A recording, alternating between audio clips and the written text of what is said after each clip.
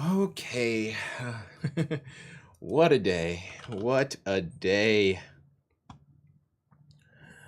Unfortunately, I am also on call today, so this may go short depending on what happens with this particular situation. But just give me a second here. Here, I guess I'll just do that. And give me 1 second. Let me be right back.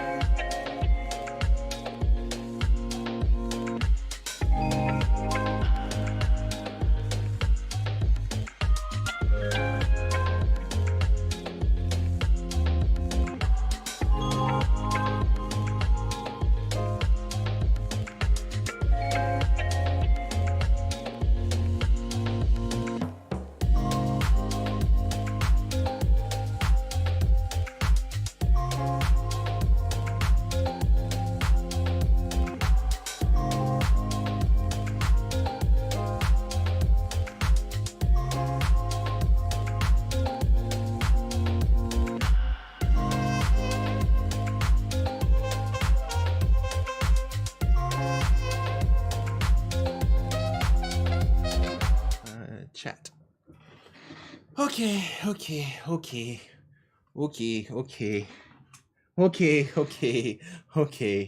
think it's kind of working. Wow, what a day. Hi, how you doing? How you be? Top to the AB. It has been crazy and I'm sick and I'm on call. So yeah, I don't I don't know how long this is gonna last, but I'll just kind of keep an eye out. Yeah, hope everybody had a good day at work. Hope everybody's doing well. And I made some changes. I'm trying to go over a few more of kind of more judgment call type cases instead of just like straight up technical cases. Just trying to mix it up a little bit. So there's a little bit of that in there. And yeah, we'll see how far we can get. But I don't know if it'll go the full 3 hours. It really kind of just depends on what they say here.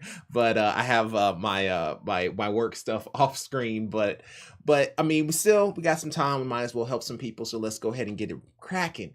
Get it crack-a-lacking. So let's do this. Okay, go back to work. There we go. Okay, we already looked at this yesterday, but let's go ahead and get started here. Oh dear Lord, that is very long. That is a lot of reading. Okay, let me see if I can abbreviate this. Okay, so this is a whole tale. It's like tales from tech support. It's really long though. I'm not sure if I want to read all this. Um, oh my goodness, that's too long. That's too long because it's like a whole paragraph and nobody will be able to keep up. I'll just skip it. That's just too much. Okay, what is this? Okay, so this is a repeat. Oh, that's right. We were talking about this man's ridge, and we were worried about his airflow with the this kind of a setup because in one of his pictures he had his MacBook that was sitting right on the table, and he said if the laptop is on top, the PC is off. I played 2 hours of Deep Rock Galactic, and it seemed to get plenty of air at the same noise level as the Node 202. Node 202, for those of you who are not aware, Node 202 is like a Sentry clone. So it looks exactly like that guy, but it's a little bit more flat, and the Node 202 has less airflow than the Ridge or the Sentry. But I mean, a lot of people like it and stand by it. It's a really good case, a flat panel case, like this one right here. And he was saying, I guess there's a way to curve the blades. I've read about. I've never tried.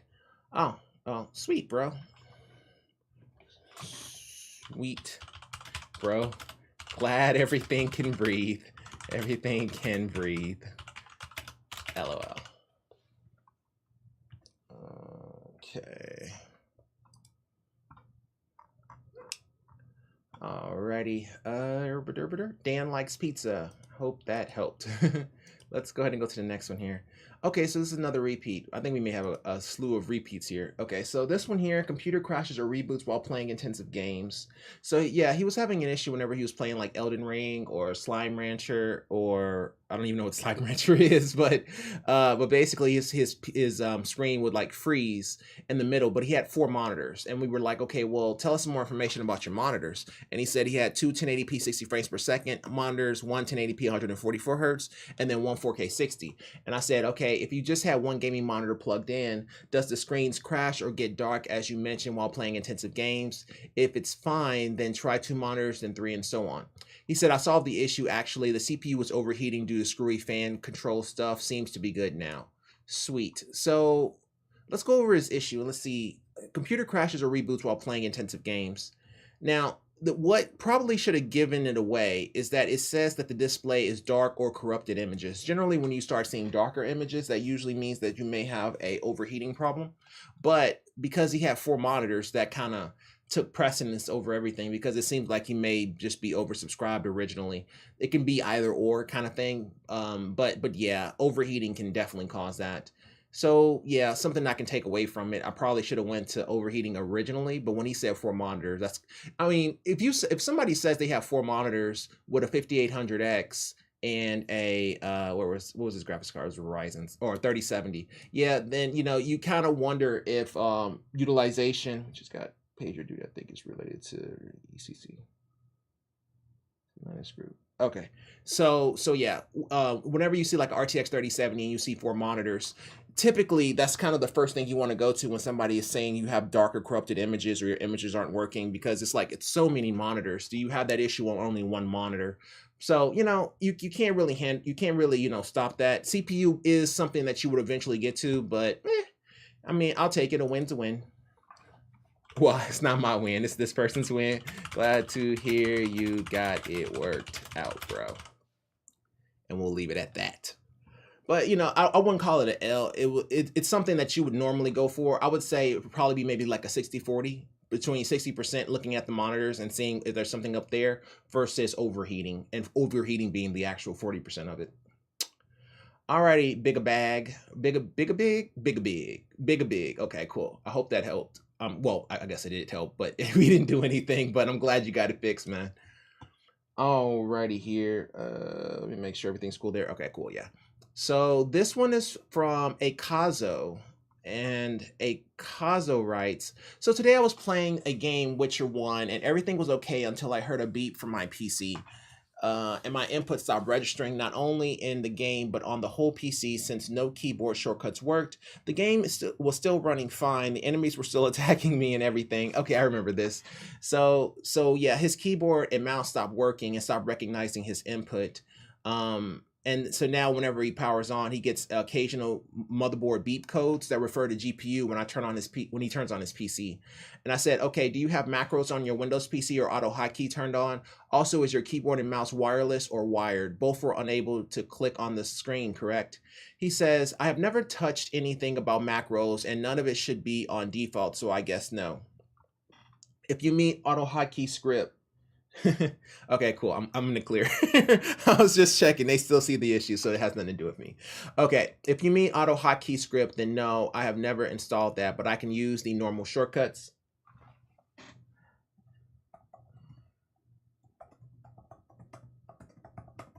Need me.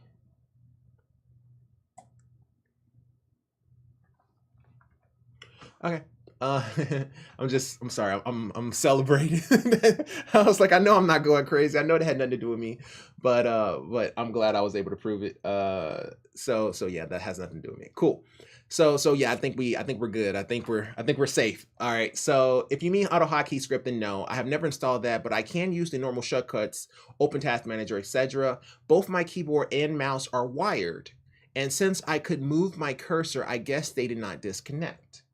Yes, there was no input from either of them. I tried to open Task Manager multiple times with Control-Shift-Escape, but I couldn't. Also, I couldn't do anything in game. Move, pause, etc. And as I said before, mouse cursor could only move, but wasn't able to click on anything. Oh, his screen froze. Okay.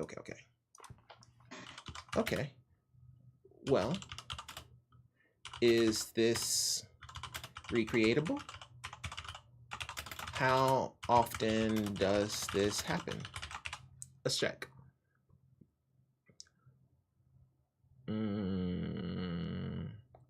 This recreate. Oh wow, I cannot even. Gnat getting close to my face. Recreatable. Oh, I cannot spell. Okay, come here. Creatable. Is this recreatable? How often does this issue happen? Does this happen? And I'm thinking memory. I'm thinking memory of some sort, whether it's graphics memory or regular memory remains to be seen. But I'm thinking it may be more so memory than anything. Okay, well, is this recreatable? How often does this happen? How many sticks of RAM do you have? Could you... Oh, well, no, I'm not going to say that. How many sticks of RAM do you have? I was going to ask him if he wanted to drop down to 1 stick of RAM, but I don't want to ask him to answer so many questions because I'm afraid he may skip one. So what we really want to know is if the issue is recreatable, because if the issue is recreatable, we can at least troubleshoot it. If he just wants to know why it happened and he never had the issue again, nor can he recreate it, then we'll just have to take an educated guess. But if he's able to recreate this and it's happening all the time, now we have something and we at least, troubleshoot and try to figure out what may be going on. So really what we want to know is it recreatable and how often does it happen? How many sticks of RAM do you have? And what GPU are you using? RAM do you have? What GPU are you using?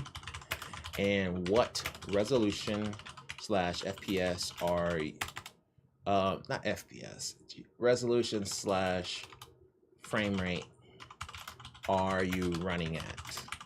Yeah, just probing questions at this point, because that's more valuable than trying to troubleshoot him at this point. We just need some more information, because this usually happens whenever either you have RAM and you've utilized all your RAM and it's frozen because of it. And it doesn't matter if you're playing a game or anything. It can be on Adobe, it can be on YouTube, it'll just freeze and you can't click on anything. That's typically an indication that you may be out of RAM or you may have utilized all your paging memory. But it's always some type of RAM related issue, regardless if it's video RAM or CPU RAM. It's just RAM.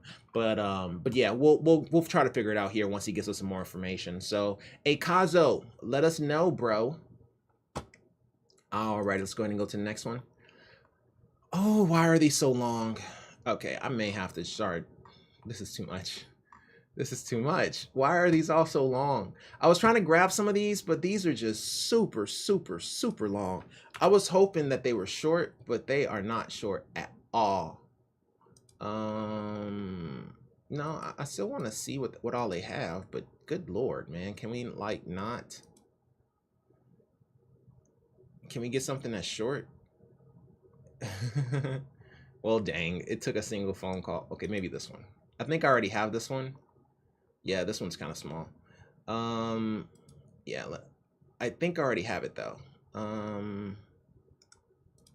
Something small, please. Get to the point. Okay, cool. Yes, I can log into my new laptop without a login. Okay. Lacking Ace writes, hi, original poster and coworker. I received my company laptop today, but still don't have a login. My boss suggested that I let you both know that I have received the laptop. I'm not sure of the process, but do I need to wait until I get my credentials, my login credentials before the laptop can be used? Oh, you sweet summer child. Next email. Yes, this would be the case. You cannot log in if you don't have login credentials. I don't know. See that one right there, man? I wouldn't be in somebody's face about it because a lot of times people don't know. Especially like if you come from certain industries, you may not be used to actually logging into computers. You may just have the computer that's already just kind of up there. And he says, you will have to work with boss on what those credentials will be and what you will need to have access to. Thanks, IT. Next email. Thanks, original poster. That is what I thought, but wanted to double check. Boss has submitted a request for my login. Thanks again, financial manager. Oh, oof. Lord have mercy. He's, I mean, okay, so spelling and computers isn't his strong suit, but it doesn't have to be if he knows math. So math has nothing to do with spelling. So hey, it's not like he's trying to be a librarian. I'm just saying. So I mean, it's a little interesting, But I mean, some people do think that like they don't have to have a login in order to log in. But some people just don't work, or they don't work in that kind of an atmosphere, so they don't have to worry about a computer being turned on. So, for example, if they worked at like restaurants and stuff like that, well, the computer's always on, or it's on some type of a software that's a dedicated software. Rarely ever is it running Windows. The only time you see it running Windows is at like hospitals, dentist offices, stuff like that, lawyer offices, all things of that nature. So usually the more niche fields, I wouldn't say niche fields, but like what is it math, science, technology, so on and so forth.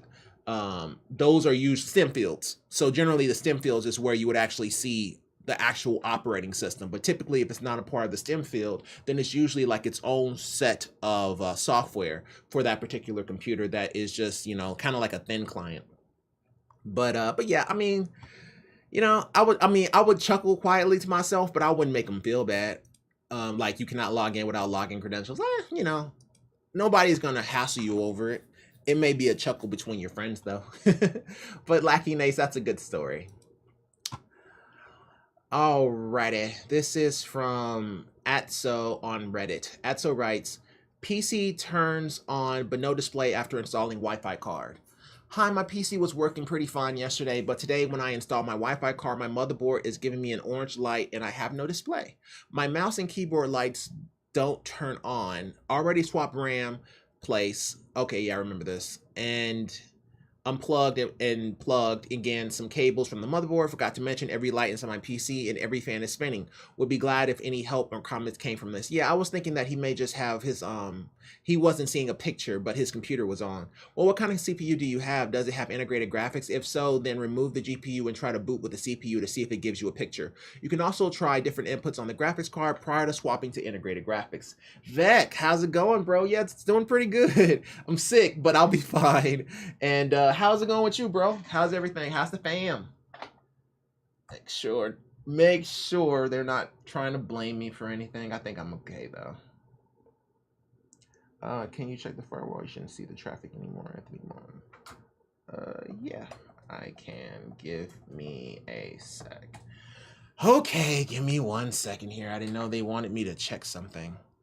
Let me change my input. Just bear with me for 1 second. I want to do a be right back because every time I do a be right back, people leave. So I just give me a sec. This isn't gonna take long. I'm already logged into it. Boop boop boop boop boop boop. He asked me. Oh, he only asked me 8 minutes ago, so I haven't lost anything.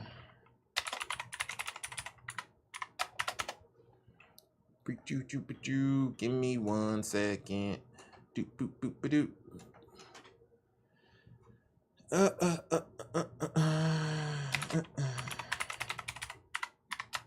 Sorry about all the noise, but this should only take a sec. I don't think I'm logged. Oh, I'm logged out. Of course I'm logged out. Reconnect.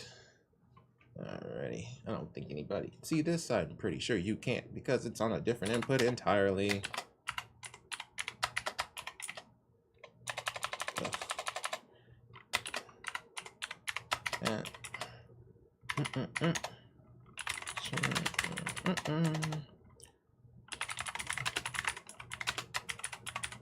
One second.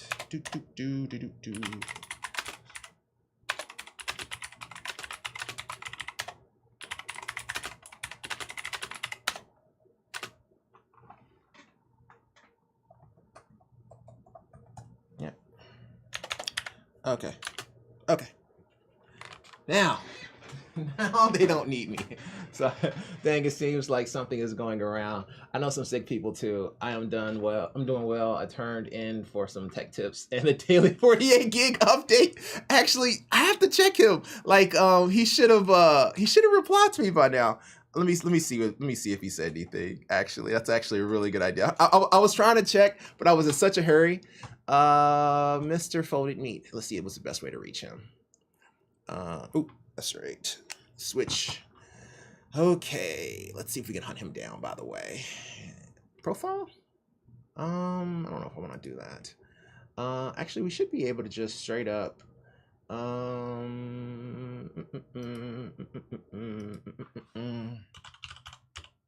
meat. Mr. Meat. Folded meat. Can I just do it from there? I'm pretty sure I could. Cut. Create a community. Yeah. Let me see. He hasn't sent me an email, I don't believe. Because I would have noticed it. Because I would have laughed or actually investigated. But I don't think he's replied back. But let me make 100% sure before we move on. Mr. Meat Bolded. Let's see.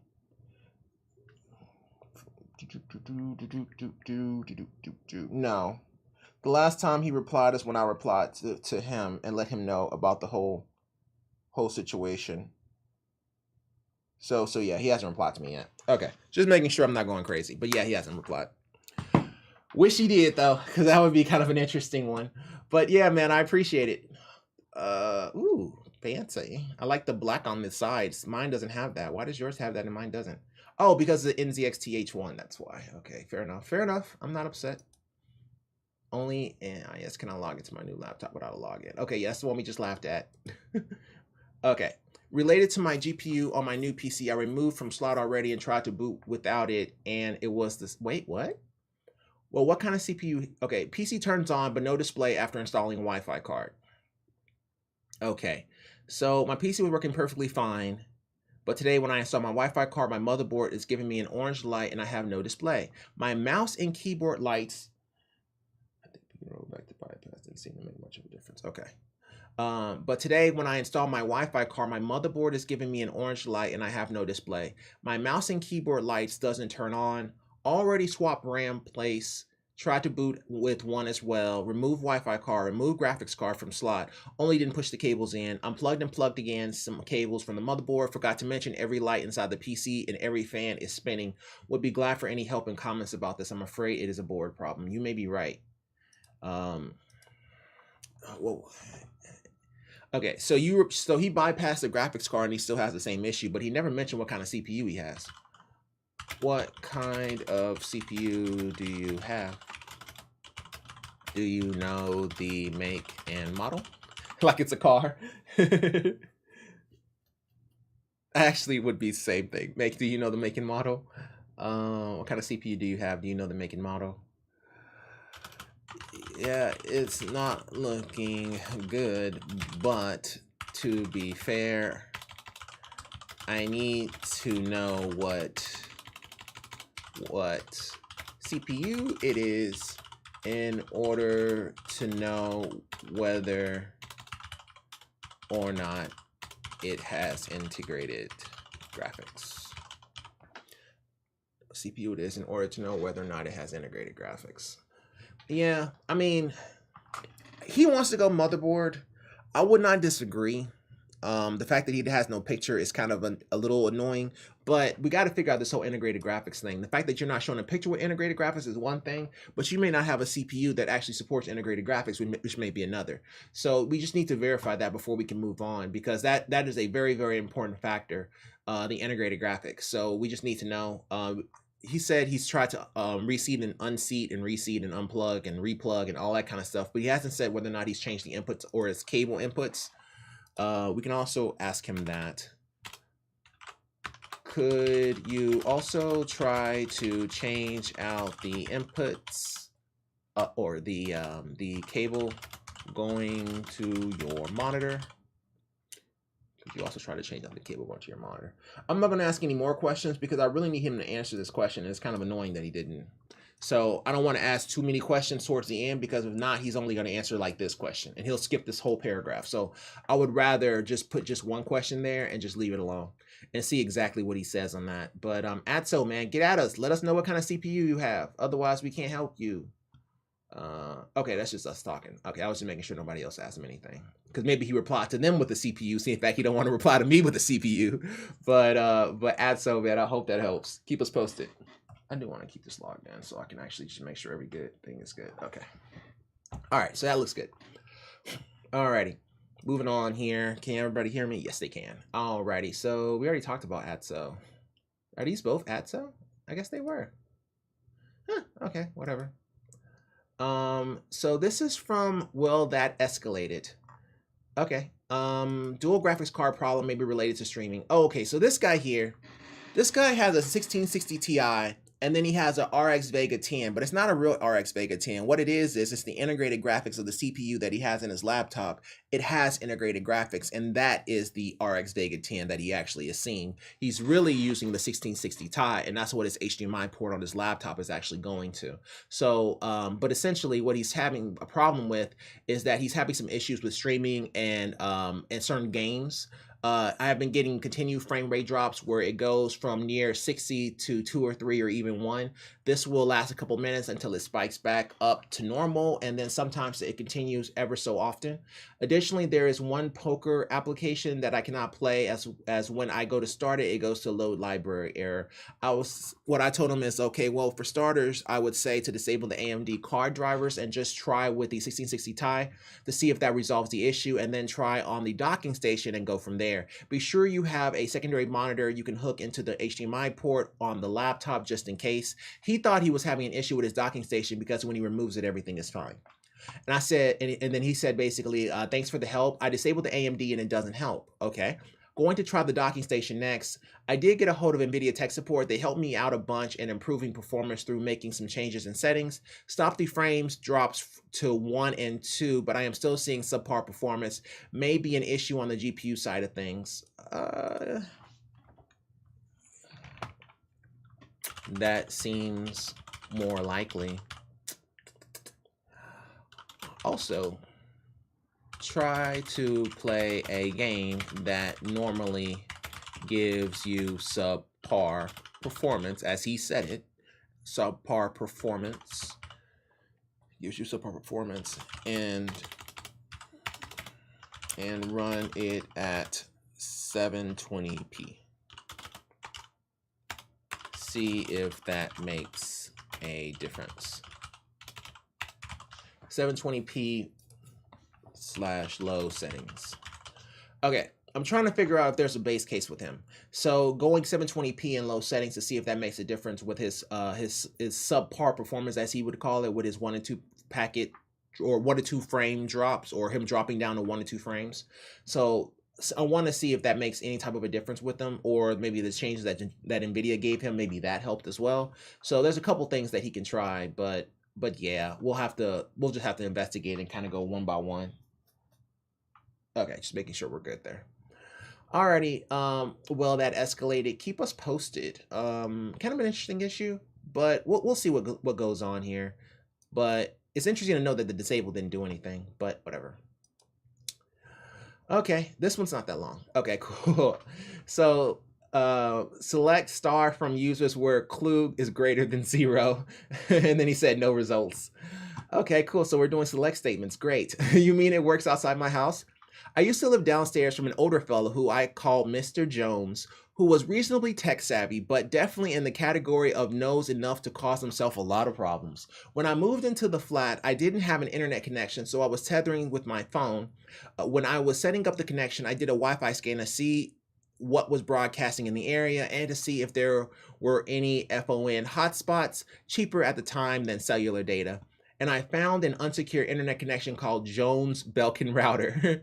This was well into the late 2000s when even ISP providers were configured with at least WEP. Oh God. So WEP is like, it's like 12 characters and it's just random characters. Some people put just like their names or their houses and stuff, or their cat's name. I was able to connect to the network and see that he had a PC and a laptop with share folders wide open on each and a printer.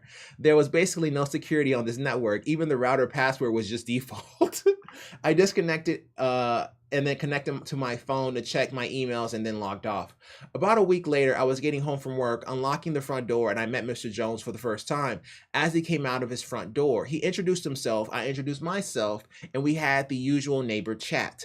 I remembered the unsecured network and decided to ask him about it. Me, sorry, I have to ask, is the Jones Belkin router network yours?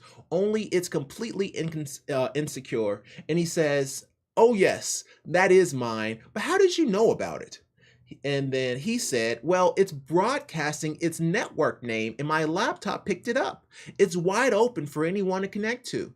And then Mr. Jones says, but it's in my flat. How does it get into your flat? Oh, okay. Me, I guess it can go through walls. I can help you secure it if you like. That began an arrangement with Mr. Jones where I'd occasionally help him out with his computers. Job number one was to encrypt the Wi-Fi network and tighten up his network settings on his computers. Within a couple of hours, I had everything as secure as a home network needed to be. Over the couple of years while I lived there, I helped him out a few more times with bits and pieces, including a borked Windows 7 upgrade and the occasional unpicking of cluster pups on his own making. He always paid me for my time, and he'd occasionally bring down the odd bottle of wine or some beers. He never mentioned. Okay, so here's the thing: he set up his network, but he probably had his internet connectivity the entire time. So he didn't have to pay for his hotspot. He didn't have to pay for Wi-Fi. He just used his because he had the password because he's the one who set it up. So he got free Wi-Fi plus beer. Hey, it sounds like you're winning in life, bro. Free Wi-Fi plus beer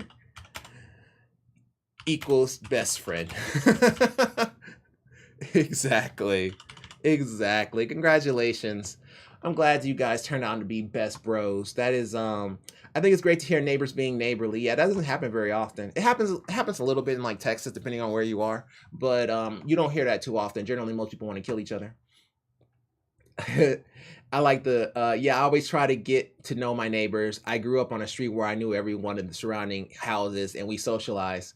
Oh, I did not have that at all. I grew up in a place where we kind of just stayed as far away from each other as humanly possible. I don't even think we looked each other in the eyes for longer than like 2 seconds.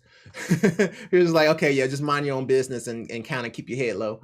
I still keep in touch all these years. And it wasn't even a dangerous place. It was just I don't know where I was when I used to grow up. That was kind of the norm. It's just like it was never social. It was never a good idea to be social. Everybody was kind of to themselves or they played video games, but nobody was really super social. You were social like at school, but at home you weren't social. And it was just kind of that was just the thing. Just nobody hung out with each other because like back then being nerdy was like looked down upon just being different in general was looked down upon. So unless you were like if you unless you had like the next mixtape or you played football, you were different. But I was in Texas and I was big, so I played football. So when you play football, it don't matter what race you are, it don't matter what color, what creed, it don't matter how tall you are, it don't matter your preference, it don't matter your gender, it don't matter. Nothing matters except football when you're in Texas. So race is football, gender is football. If you're not a footballer or a cheerleader, I don't know what gender you are. That's two genders.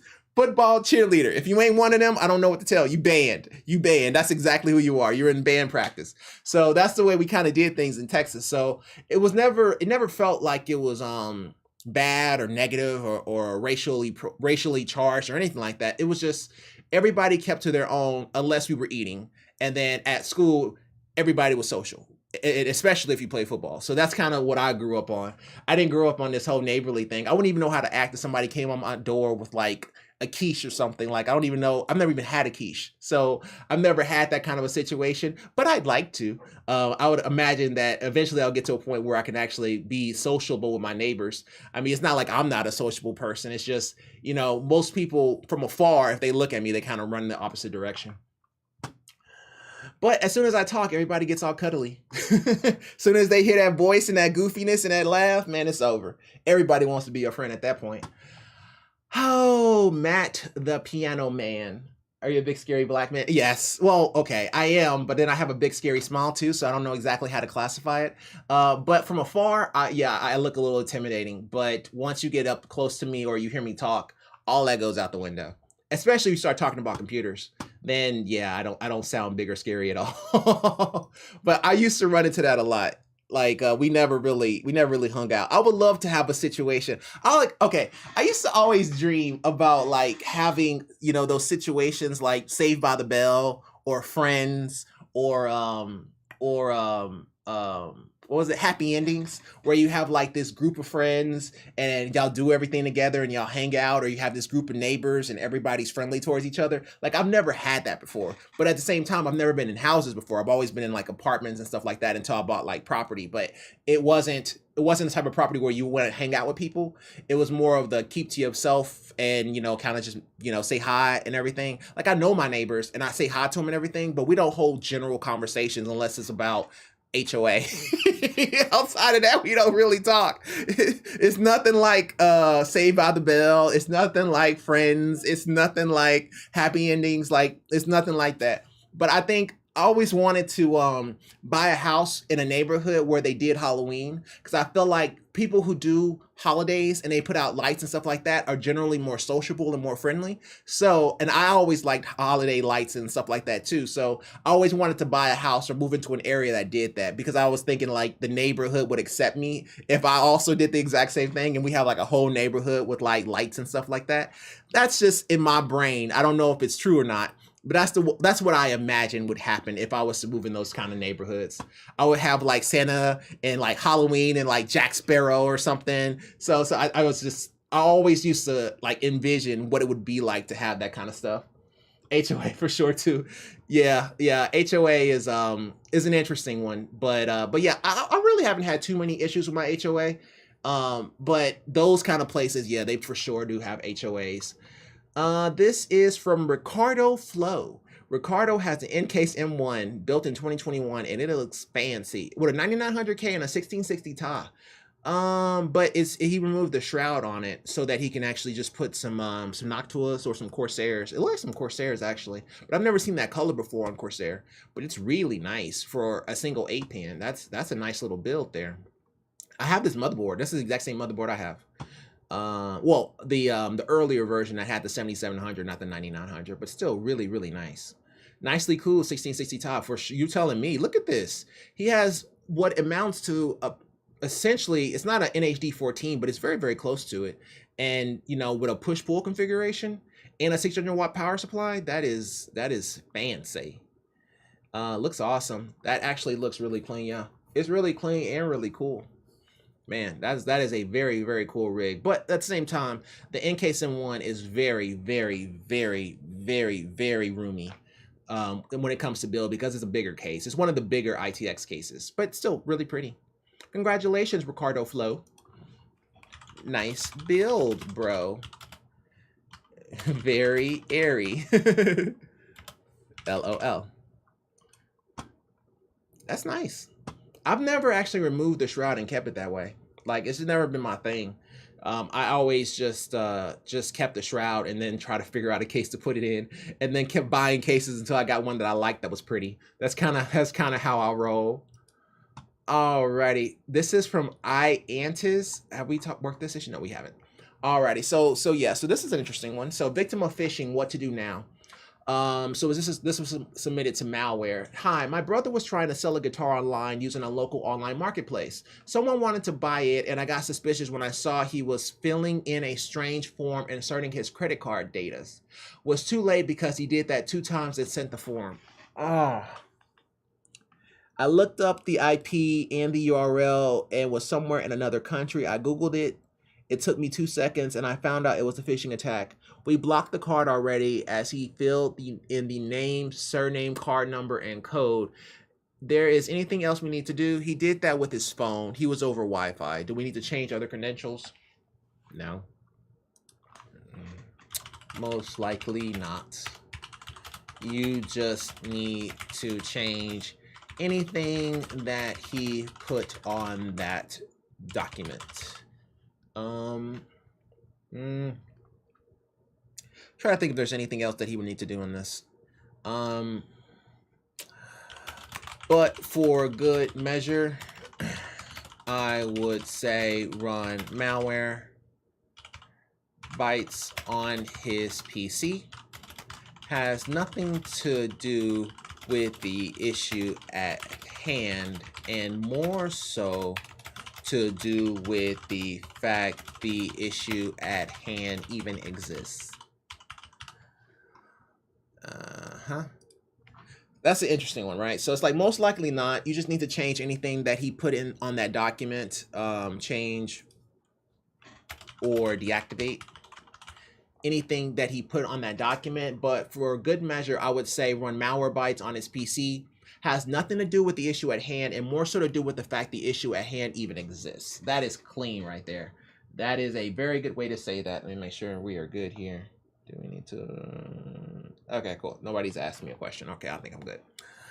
Yeah, I like that. But yeah, I think he's fine.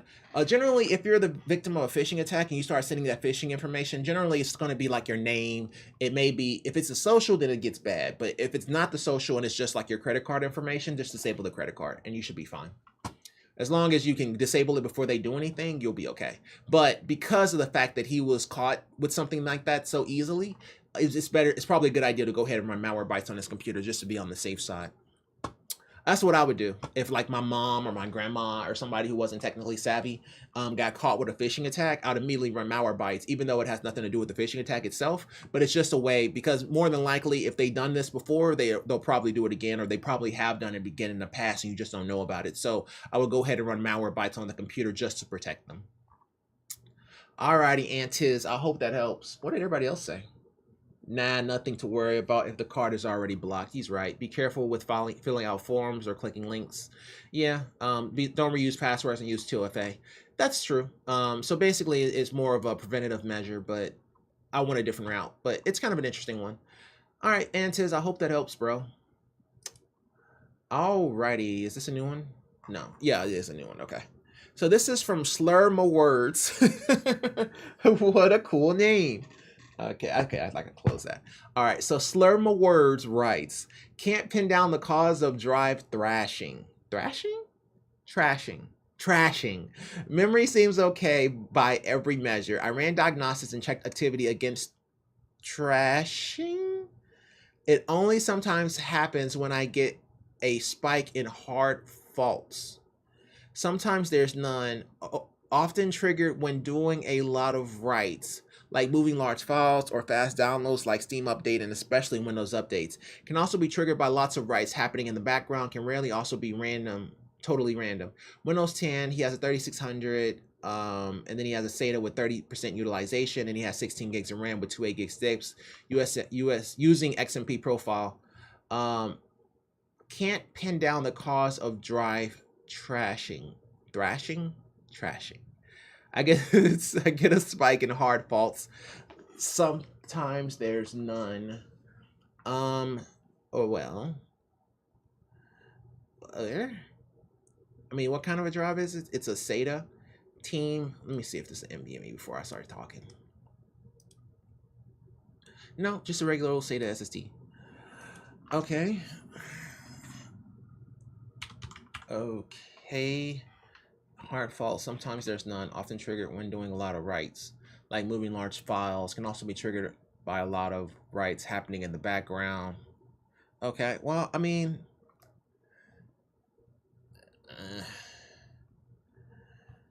did you run? I ran diagnostics and checked activity against thrashing. Okay. Have you tried to run a? I'm thinking he's talking about SFC, the what's it, SFC space/scan now or whatever. SFC, yeah, SFC space/scan now. Run SFC /space/scan now from Windows command prompt from Windows command prompt. Okay, have you tried to run SFC space/scan now from Windows command prompt? Also, you can try to run a crystal disk mark to see what the read writes are on the drive to see if it's also degrading. I don't think you need to defragment SSDs. Like, maybe you can defragment SSDs. I don't think it'll help them in this particular situation. That's what I was thinking about. I was like, can you defragment SSDs or not? I can't remember. Therefore, defragment SSDs only optimized speed is unnecessary. That's what I thought. Yeah. I just wanted to make sure if it was SSDs and NVMe's. I knew NVMe's there was no point, but SSDs I couldn't tell. I couldn't remember. It's been a long time since I used an SSD as a boot drive. Also, you can try to run Crystal Disk Mark to see what the read writes are on the drive to see if it's also degrading. And that's about it. That's all you can really say. 30% utilization. Also, is the disk full? Okay, have you tried to run SFC Scan 9 from Windows Command Prompt? Also, you can try to run Crystal Disk Mark to see what the read writes are. Plus, is the disk full? I'll go with that. A little bit of everything. What did everybody else say? Have you ruled out malware infection? Currently 22H2. Are the drivers fully? Malware is a good option. Damn, that's a good one. I guess I can never rule out malware, but I've done a scan with Defender and found nothing. Okay, fair enough. I would download Malwarebytes and Adware Cleaner for a second option. Yeah. That's a good one. Yeah, that's fair. That's fair. I'll give you that. That's fair. I think I was kind of caught up with just being unable to read it properly that I went to the SFC and the drive itself. But this isn't bad. This is just an alternative. A higher alternative for the higher probability than malware, but it could also be malware. So yeah, I probably should have put that, but they put it, so it's cool. Now I'll remember if I see this again with drive thrashing and trashing to also mention malware as well as all the other stuff I talked about. So whatever. Slur my words, man. You got me. But I hope that helps and give you some more bullets in your gun to try to figure out this issue. Okay, let me make sure my audio's good. Audio's good. All right, let's see who's next. Slur my words. We already looked at you. Ooh, so we got another one. Okay, so these things are really, oh my God. Why are they so long? Okay, maybe I can try to, let's see. We'll see. I can read. I know how to read. Let me get some water. This may be funny for all we know.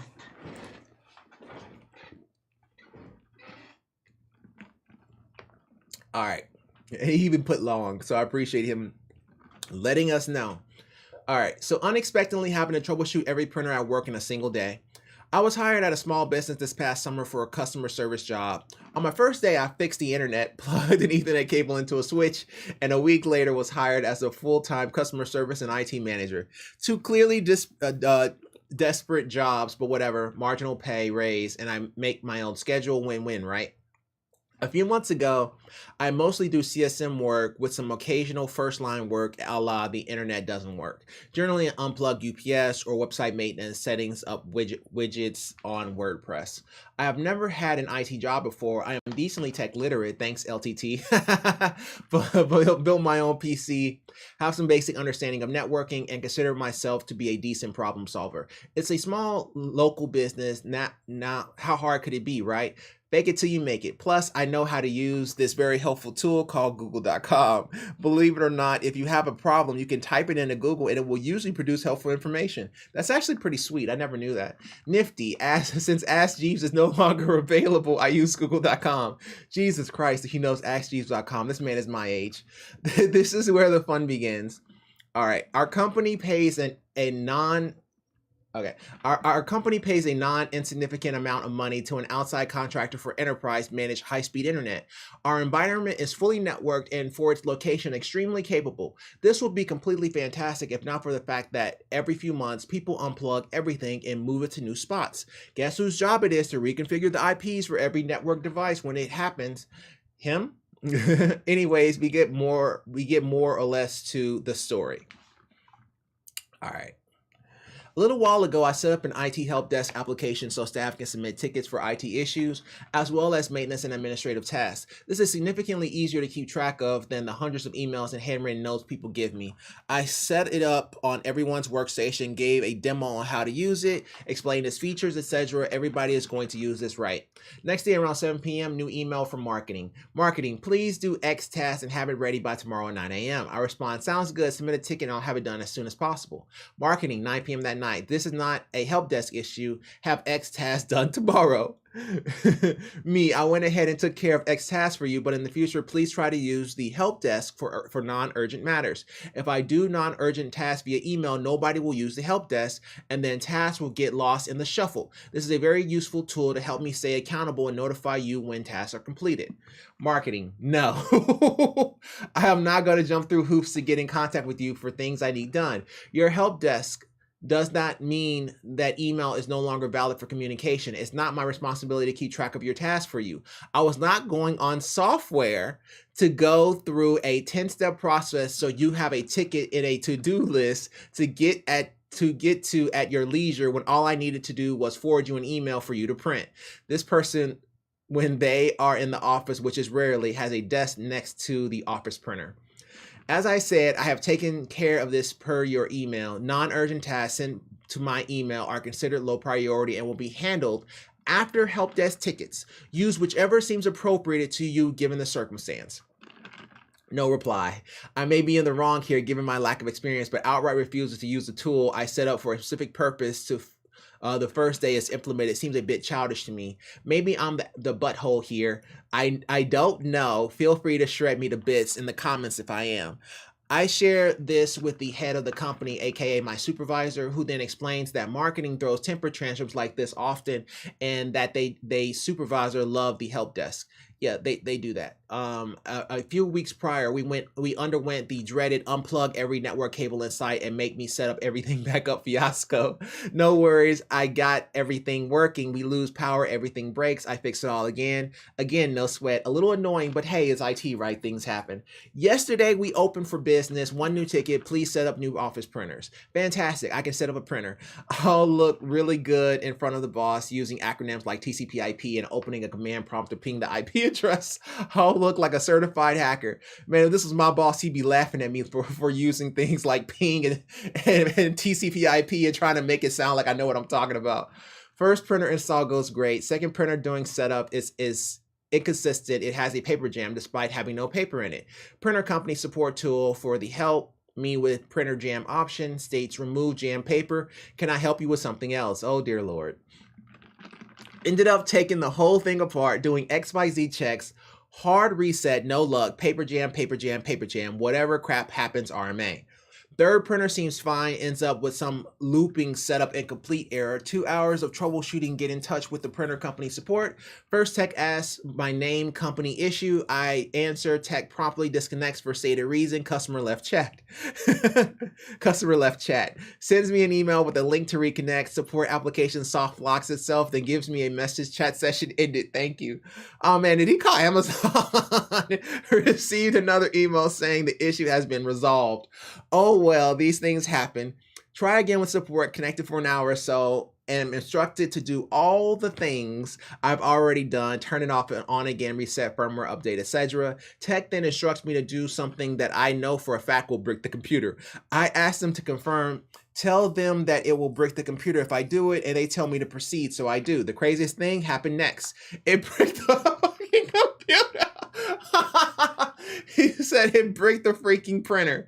I tell the tech this, they immediately disconnect, the support app crashes again, so we are made 2 of the 3 brand new printers. Hey, printer company, get it together, aka F you. Oh my God. Just when I think printer hell is over for the day, I get back to my computer and a new help desk ticket shows up. Receipt printer not working. Fantastic. I go to fix that printer, takes 15 minutes. Go back to the computer, 3 new tickets. Can you guess what for? 3 bad receipt printers and a bad ticket printer, and 3 separate locations on site. At this point, I want to throw every printer in the trash and just email people their receipts. But hey, at least people are using the help desk, right? 2 printers needed to be reconfigured with new IPs because despite do not plug labels on everything, all printers were unplugged and shuffled around at some point prior, and I had missed them during my previous reset. One printer was just unplugged and another was just off. The overall concept that the simplest fixes are the most frustrating makes me want to walk into the ocean. But whatever, the printers get fixed. As I get ready to leave for the day, I get a new ticket. Remember that first printer I set up? It's disconnected from the network and shows paper jam on the display. Oh,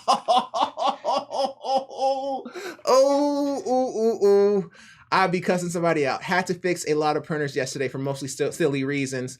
Deal with a coworker, interact with large, well-known printer company. To all IT vets out there, you are the real heroes.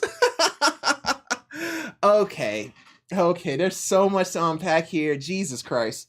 Okay. All right. Marketing is like that, though. I'm not sure I understand. Oh my goodness. Look here, don't interrupt me when I'm flowing. Okay, marketing do be like that. Okay, you're gonna run into this issue with anybody with power, anybody in a field that has power. They're gonna try to run over you. It comes with the territory. So that's gonna be marketing.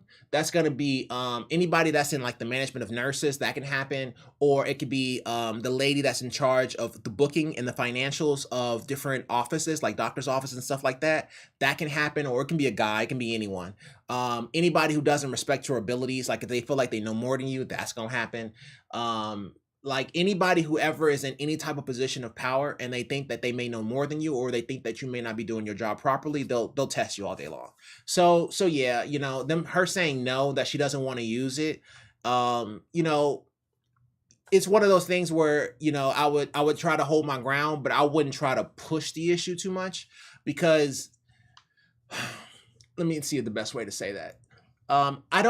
You don't want to push too many issues with people that are leads in offices, because typically if they're kind of higher up, it doesn't matter how they get it to you, as long as you fix their issue with the quickness, because you may need them one day. You see what I'm saying? Now, I get wanting to do the ticketing system and getting everything set up, and that's great for your regular, you know, like your nurses and your, you know, people that are doing, you know, just like the main job, the main job. But those higher end reps and those higher end executives, those guys are quite useful, okay? Because they'll have your back in case something goes wrong. You don't want to just only have your supervisor to work to have your back. You see what I'm saying? It's always best to have feelers out in other departments. So this is just from an old man talking.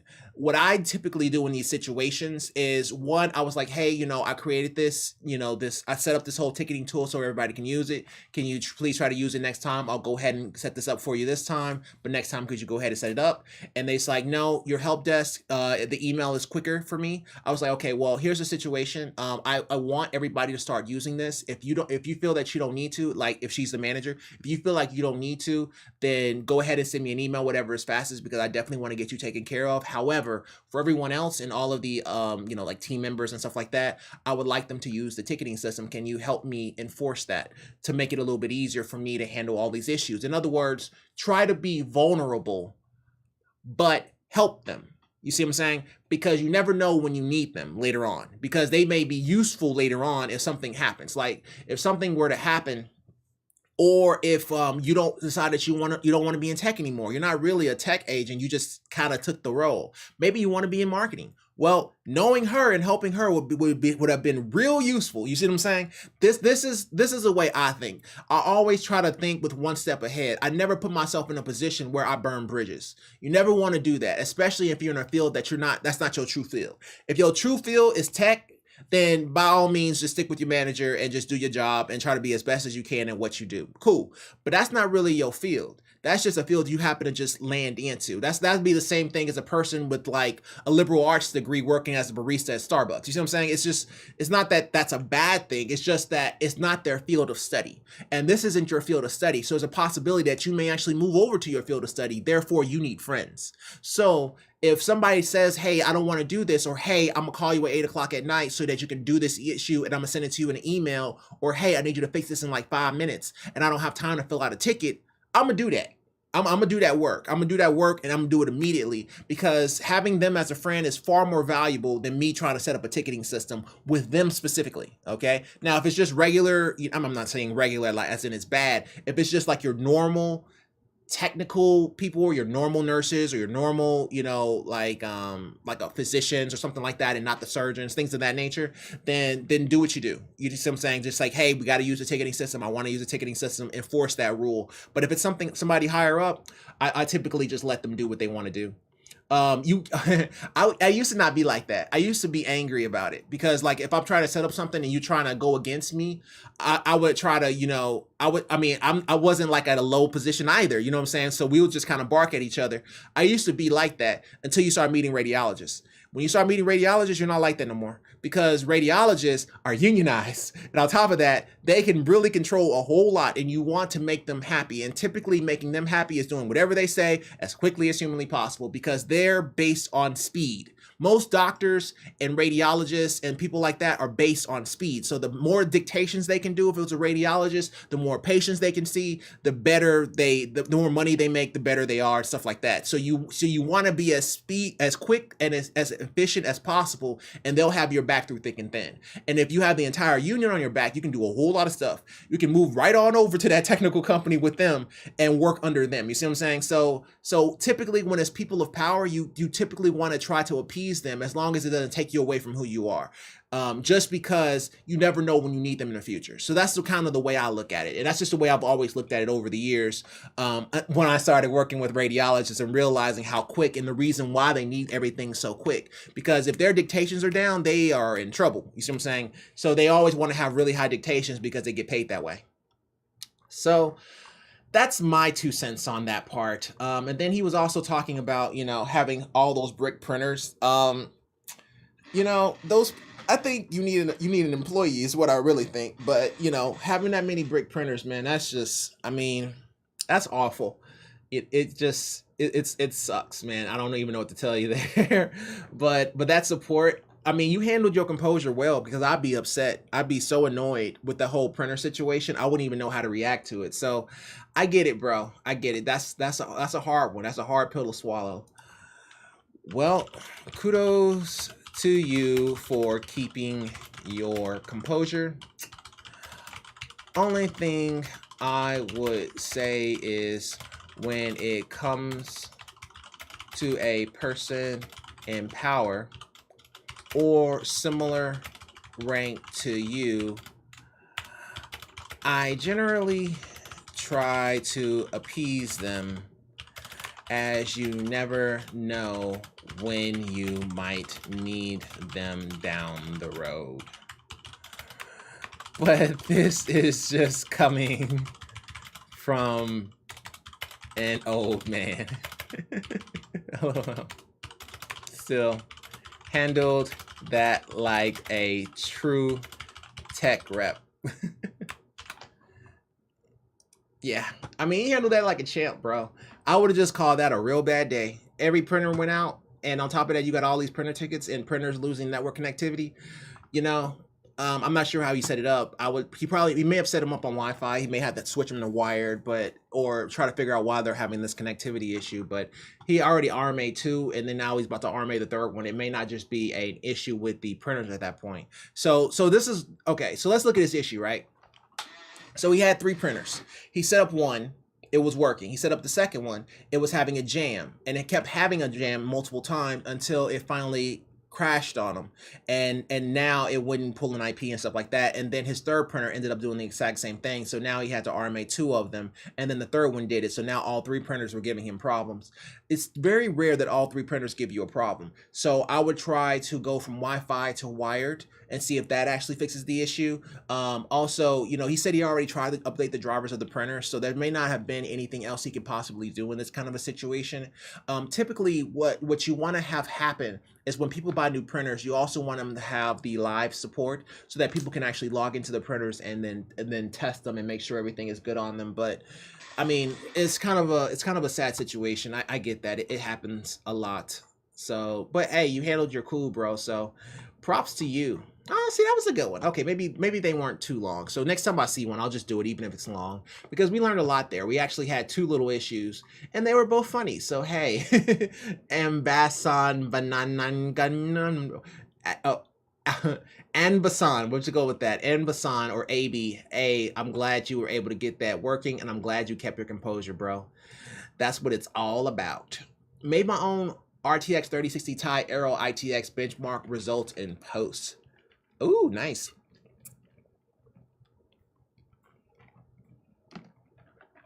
All right, so the bottom is a Dell OEM 3060 Ti donor card. That's actually really nice. It's actually kind of a small form factor. Reminds you of like the 1060.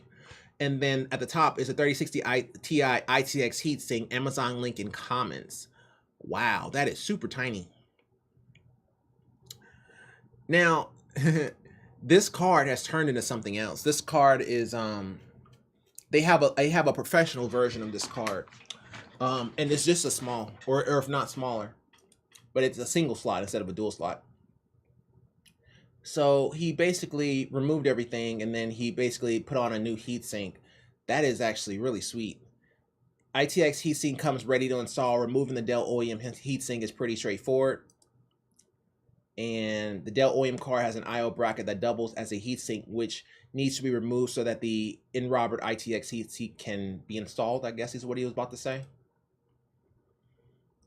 The heart of the card, G8104, and 8 Samsung memory modules. I used two M2.5 screws and nuts to reattach the Dell OEM bracket. Oh, okay, you're talking about right here. I use the Dell OEM backplate screws to mount the in-Robert ITX heatsink to the PCB. Oh wow, that's really, really tiny. That's probably really, really hot. This is what I love about SFFPC. Good job. Yeah, I mean, that's pretty sweet, bro. What are the temps? That's really what you want to ask. I did this mod too. Mine was a 3060 Ti palette dual card. I cut the back plate. Have you modified it? My fan gets really loud. I ordered the back plate that goes with it and plan to change the fan and thermal pads. The fans get loud when gaming, but I don't care. Yes, I modded. You should put exhaust fans on the top. Should help. What's his temps like, man? Trying to figure out how to do the same with my 3070 Founders, but no luck. I wouldn't do that with a Founders, bro. Inspired, I decided to upgrade mine to a 2070 Mini. Unfortunately, the MSI 3060 Ti Aero ITX is impossible to source in the States unless you pay a premium importing it overseas. However, I found a suitable ITX heatsink model after the Palette Storm X ITX cooler. Let me see, Amazon. Oh, that goes for the 3060 Ti. That's actually pretty nice. Is that a 1 slot now, or is it a 2 slot? It looks like it's almost a 2 slot. Yeah, it's a 2 slot. Still pretty sweet though. And inspired by Rev Case's posts. Huh. Did you replace the fan with a Noctua or something else? Oh, that would be smart to replace the fan. Nope, kept the stock fan for now. I may swap it out in the future, but undervolting a custom fan curve works well so far. Nobody set temperatures, man. I'm just looking for the temperatures. Fan is around 90 millimeters. A Noctua swap would fit. Oh, see, that's a good idea. Putting a Noctua fan in there.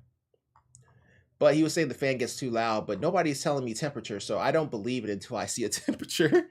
But, I mean, other people are using it, so obviously it works. But that's actually a pretty good idea, man.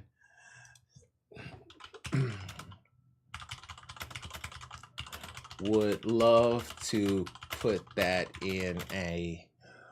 What's the name of your case, bro? Oh, S4 Mini.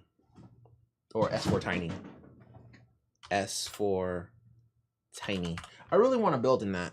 I don't have a power supply that's that long power supply, the Flex PSU. I don't have one, but I want one so badly. Never thought of that. Would love to put that in the S4 Tiny.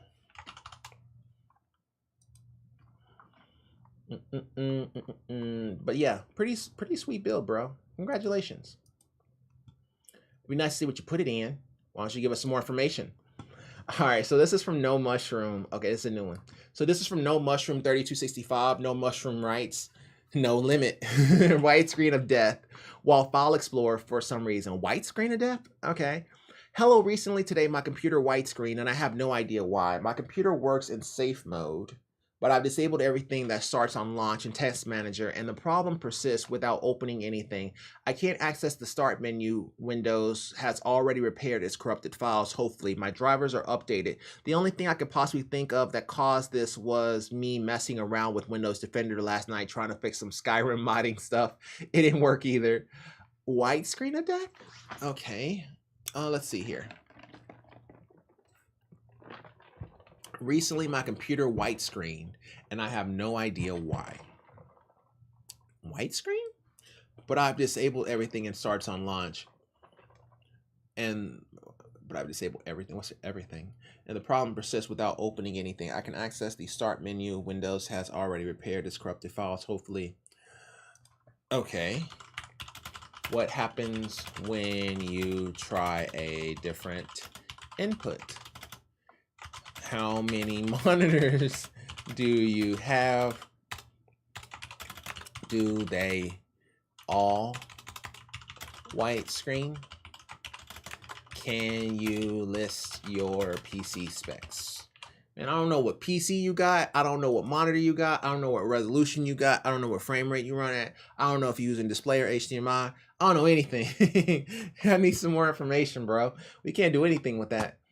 Yeah, but widescreen and def. I mean, typically if it's not a black or a blue, then if it's like a different color or off color, then that typically means that you may have some type of a graphics or a plug or input or overheating. It could be any of those three or four. As we learn, we're not going to dismiss overheating anymore, as we kind of ran into that other one where that dude fixed his issue with overheating. So we won't take overheating for granted. So yeah, that could also be overheating while the screen is white. But we will know more once you give us more information, Mr. Mushroom. All right, this is another new one. Okay, so this is from S93. I don't care. No, that's a K. Okay, IDK. This is from okay, we'll just say IDK. This is from IDK. Why does my 4090 Founders Edition sound like a cricket? I don't know why it sounds like a cricket, bro. Hold on, now we gotta hear it. Video with sound constant and flickering. Okay. Well, let's see it. Hold on. Can y'all hear that? Y'all can't hear that either. And on.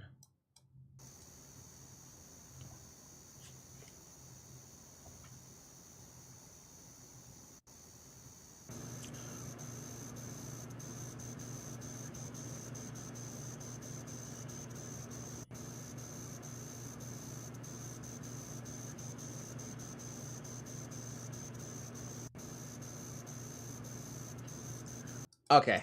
I want to say core wine, which is what it is, but well, let's read what he says. When rendering, my 4090 FE makes a fast clicking sound like a cricket. Sound occurs when the GPU is at stock setting 60 degrees Celsius and when it has 70% power limit. So 311 watts in Witcher 3. Notably, the sound is not always constant. The new version of Witcher 3 is poorly optimized and sometimes stutter, especially when frame generation is on. When this happens, the sound cuts out when the render stutter occurs. Also, when I alt-tab out of a game, the sound will stop when it's switching. Sound stops immediately when the game is quiet or when the game is quit. Sounds occurs in Cyberpunk iRacing, in Sea of Thieves. Sound occurs but goes away if I face a wall. No sound in Hollow Knight. It seems like the sound occurs at the exact moment when the game is actively rendering 3D scenes and not when it doesn't. GeForce driver 5528.2, blah, blah, blah. Is this coil wine? Yeah, it sounds like coil wine. I can hear across the room. It's coil wine grounds for an RMA. For that guy, yes, most likely grounds for a RMA. That is coil wine. And it's quite loud. I have a 4090 as well. No, that's not even fair because mine isn't a Founders Edition. That is coil wine and it's quite loud.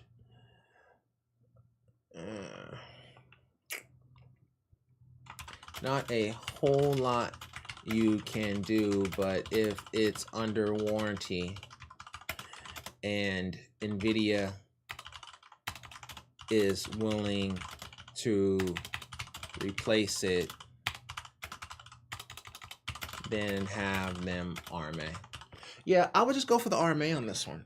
I mean, that definitely sounds like coil wine. I mean, there's no way around that one. It sounds like coil wine, but yeah, I'd go for the RMA on this. For that guy, yes, most likely grounds for RMA. That is coil wine, and it's quite loud. It's louder than what I would normally hear from coming from 4090s. Like if it's just kind of low and kind of a low hum, then okay. But that one's pretty loud and pretty obnoxious. So yeah, I would say go ahead and proceed with the RMA on this one. There's no point in troubleshooting this. It's straight up coil wine. Yeah, that's coil wine. Just making sure it's not something hitting the fan, but that's not what that is. That's just straight up coil wine. but contains a cricket, 0 of 10 cricket. Thanks in advance. Yeah, for that guy, yes, most likely grounds for RMA. That is quote line. It's quite loud. Not a whole lot you can do. But if it's under warranty and NVIDIA is willing to replace it, then have them RMA. All right. I hope that helps, IDK. But I'd go with RMA on that one. So this is a repeat, blast from the past, I guess. So this is from No Definition 6644. Need help with apps stuck on computing. I went into the storage section in my apps and it does not say whether they are in internal storage or SD cards. I cannot open those apps and I need a fix. Okay, that's right. That's right. This is a cell phone thing. At least we thought it was cell phone. Okay, how many apps are we referring to? Can you uninstall them and reinstall them? If it's too many, then try to go to the App Store and check and see if they all need updates. What device are you referring to, by the way? On my Samsung Galaxy A32, and it's like half my apps. I can manually re-download them, so it should be fine. Okay. Okay, yeah. I would say to uninstall, then re-download them where you need them to be. Sorry, I'm looking down because my watch, it vibrated my wrist, making me think that something was popping off. Need help with apps stuck on computing. Okay, yeah. I mean, you know, if it's not a problem for you, then yeah, just move them where you need them to be if they won't let you uninstall. In storage, I cannot open these apps and I need a fix. Yeah, I uninstall them and move them. Is what I would say to this. No Definition 6644, unless you want to provide a picture. But I don't really, there's no real point in going too much further with this when she says I can, or she or he says, I'm saying she because this right here. but if they say I can manually re-download them, so it should be fine, then just go with it. There's no point in trying to continue on talking about it. They're already cool with re-downloading everything, so just let them do their thing. Alrighty, so this is another new one. So this is from a student, I guess. A student, I guess, writes, laptop connected to monitor via USB-C, but it also is trying to charge the laptop at very low voltage. How to disable it from charging and only have it do AV to the monitor? Well, that depends on the monitor. Hi, I'm not sure if my title made sense. Oh, it made sense. But I have a laptop hooked up to monitor via USB-C, but the cable is trying to charge my laptop. I get an error every time I turn on my laptop telling me the voltage is too low whenever it's plugged into the monitor. Today, it got stuck on the error message, and I didn't know, and I plugged it and put the laptop in its case, but because it didn't shut down completely, it stayed on at this boot up error page and overheated. It was burning hot. I let it cool down and it's working fine, but I want to avoid this happening. How can I set the laptop to recognize the USB-C cable that's plugged into the laptop as only audio and visual? I don't want to try and charge my laptop. Thanks for the help. Well, okay. Well, the best way is just to use HDMI on the laptop and plug it into the monitor that you were using. This prevents it from using the USB-C as a video cable.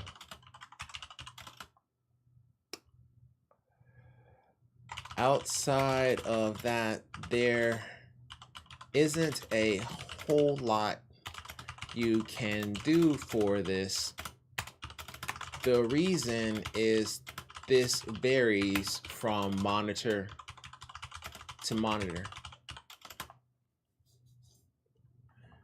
But I would just personally use a different cable when connecting to my monitor. Yeah, that's what I would say on this. Like, there's not a whole lot you can do there. Like some monitors, I was trying to see if I had one near me so I can actually show y'all. But some monitors, they just don't have that port. Like, or they just they have that port, but they don't have like it's set up for power and it's set up for picture, and there's no way around it, and it's the only one. Yeah, when you run into those kind of situations, there really isn't a whole lot you can do because that's dictated by the monitor. Now, So you might be able to turn off power delivery on the monitor itself. Oh, I probably should say that. You may be able to turn off power delivery from the monitor settings itself, but again, this depends on the monitor. Yeah, it really just depends. But yeah, you might be able to do that. But what I would do in this particular situation is switch from USB-C to HDMI to mini HDMI or micro HDMI or whatever else it takes. But that's typically what you would do to handle this kind of a situation. You could try to turn it off from the actual monitor itself, but that's pretty much it. Or try a different input. So a student, I guess, I hope that helps. All right, let's go ahead and go to the next one here. Okay, let me get ready. I'm doing pretty good on time, all things considered. So this is from Historical Recipe. Let me check. Let me check this while I have this turned off, just making sure everything's cool. I don't hear myself being pinged, so I think I'm okay. But I just want to make sure. Okay.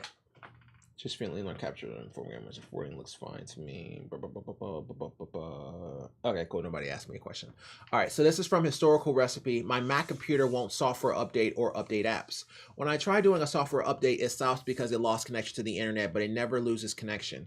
When I try to update apps, it says unable to fetch current version. Can anyone help me?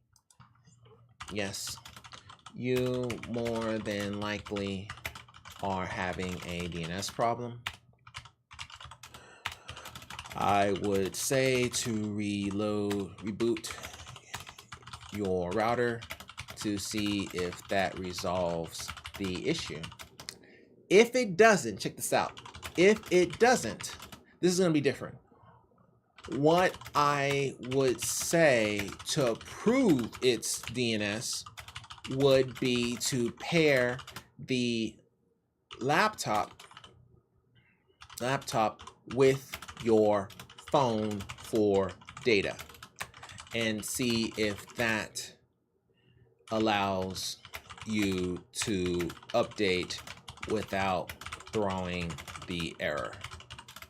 If it does, your issue is network connectivity, and you may need to change the DNS on the router to Google 8.8.8.8 and 8.8.4.4. That is clean. So essentially, yes, you more than likely are having a DNS problem. I would say to reboot your router to see if that resolves the issue. If it doesn't, what I would say to prove it's DNS would be to pair the laptop with your phone for data, which is doable. So basically, the Wi-Fi signal, it will always pick up the phone if it sees it for data, and you can connect to the phone and then try it. And if it does work, then you have an issue with DNS, and you may want to change the DNS on your router to 8.8.8.8 and 8.8.4.4 to see if that helps with your network connectivity issue. So that's what I'm going with Historical Recipe. Let us know if that works, but it sounds more like a network connectivity issue than it does with anything with the Mac itself. Alrighty, Mr. Recipe. Okay, we got a new issue. Is this a new one? Okay, yeah, this is that working one that we saw earlier.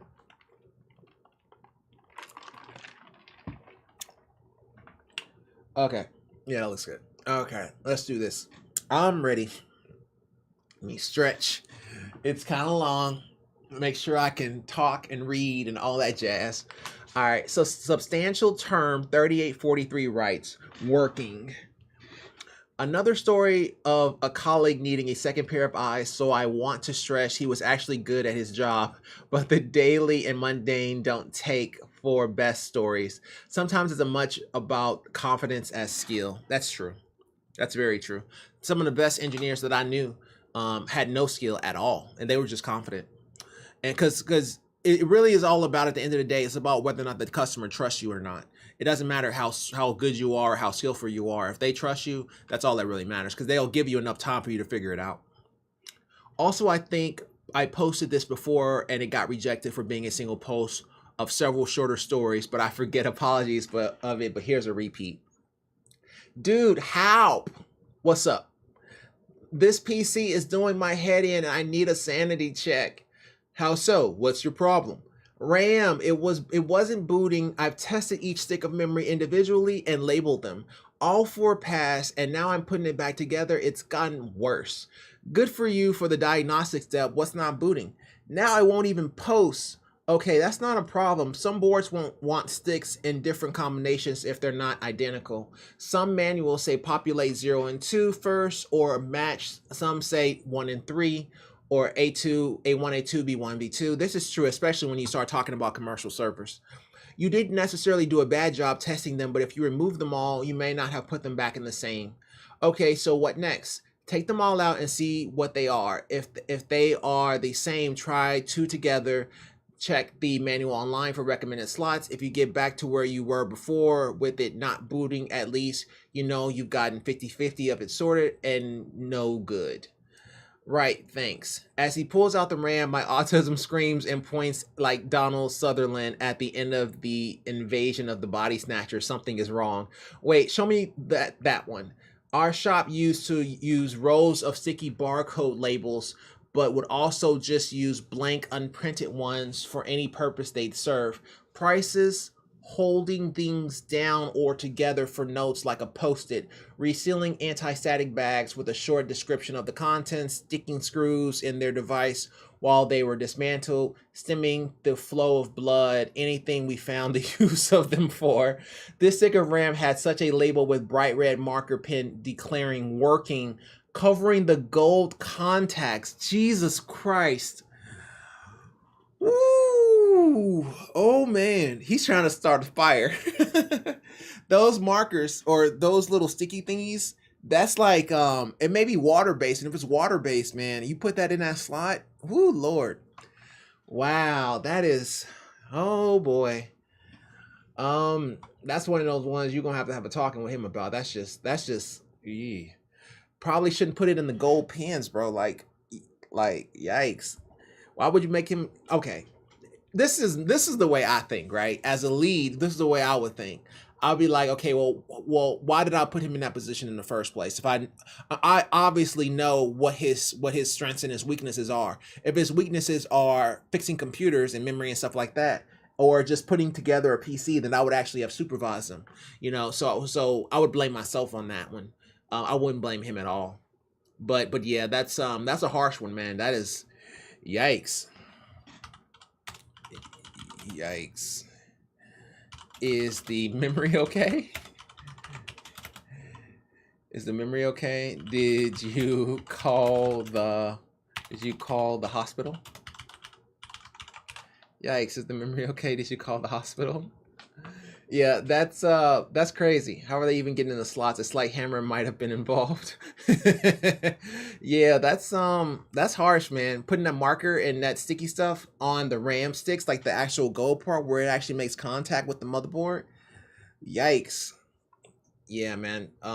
At that point, this person here, I would say he would need a little bit more training on tech and PC and dealing with memory, because at that point, that's almost yeah, he needs training. You got to blame yourself on that one. You're gonna have to take that L because this man should have never been near that computer.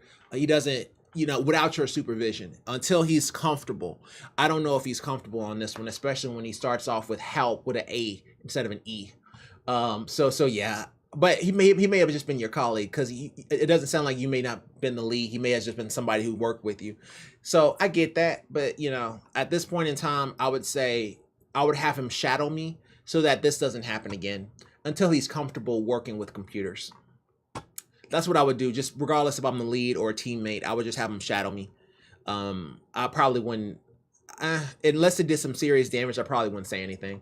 I would just have him shadow me until he got more comfortable. But substantial term, I get it, bro. I get it.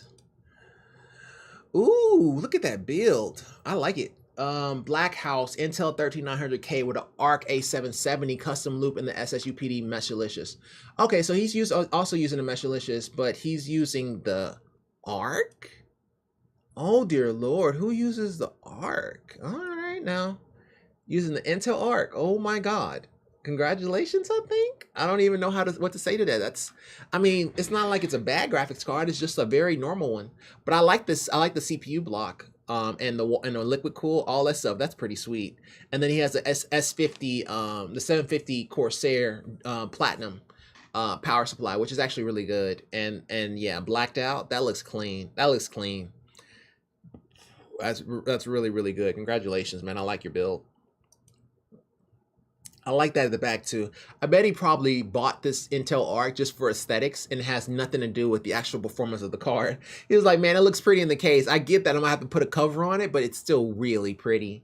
That is a nice looking graphics card though. Quite pretty. I wonder what everybody else said. So 5 terabytes of Gen 4 storage. Man, that is nice. 64 gigs of RAM. Intel Arc A770. Okay, so obviously he could have upgraded if he wanted to. He chose that card. CPU Noctua NFA 14 Chromax Blacks. Almost went into EKAIO, but decided to finally use the barrel pump res I've been wanting to use since 2020. This isn't a gaming focused system. It was built mainly to assist with after-hour validation of projects from my office and will serve as my main Linux box. Okay, which makes sense because it's an A770.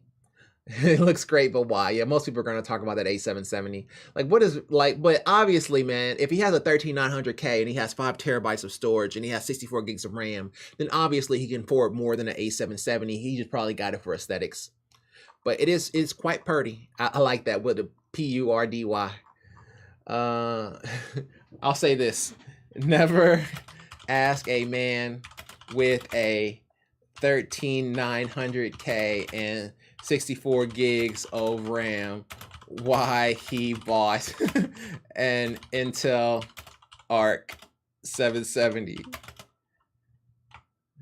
He has 99 problems, but money ain't one. Money ain't one. LOL. He has 99 problems, but money ain't one. Yeah. I'm sorry. If this person has a 13900K and 64 gigs of RAM, he obviously is picking the graphics card that he wants for a reason. There's nothing to even say about it. Even though the Arc 770 is mediocre, I guess is the best way to say it. But I get it. I get it, bro. Anything for the prettiness. Okay, so this is for Force YouTube, 4CEYT. I have my laptop set to shut down when I close the lid, but it still goes to sleep. Why? Okay. Well, this is set up in your power settings. Here, start, edit, power plan. Here you can change from balanced to high performance. And if you go into the advanced settings, you can change the options of the laptop. There's also an option to change it when it sleeps, like where is it? Sleep. Sleeps when plugged in. Automatically put my PC to sleep when I blah blah blah. Okay. That's not, it shouldn't be system and sound.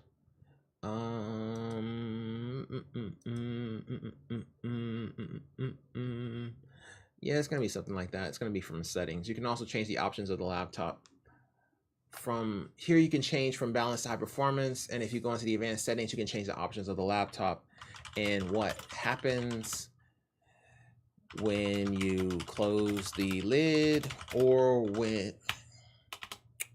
even flat out disable the sleep setting. There we go. Alrighty, that looks good. So yeah, Force YouTube, that's what I would do. I would just go into the power plan, and then from here, I would change it to high performance, but then I would also go in there and just straight up turn off the sleep setting so that it won't do that whenever you close the lid. Or you can just set it to just shut down. You have several options there. All right, man, I hope that helps. Keep us posted. Alrighty, this is from, okay, I'm not even. Okay, let me get ready. This is from Robophobia. All right.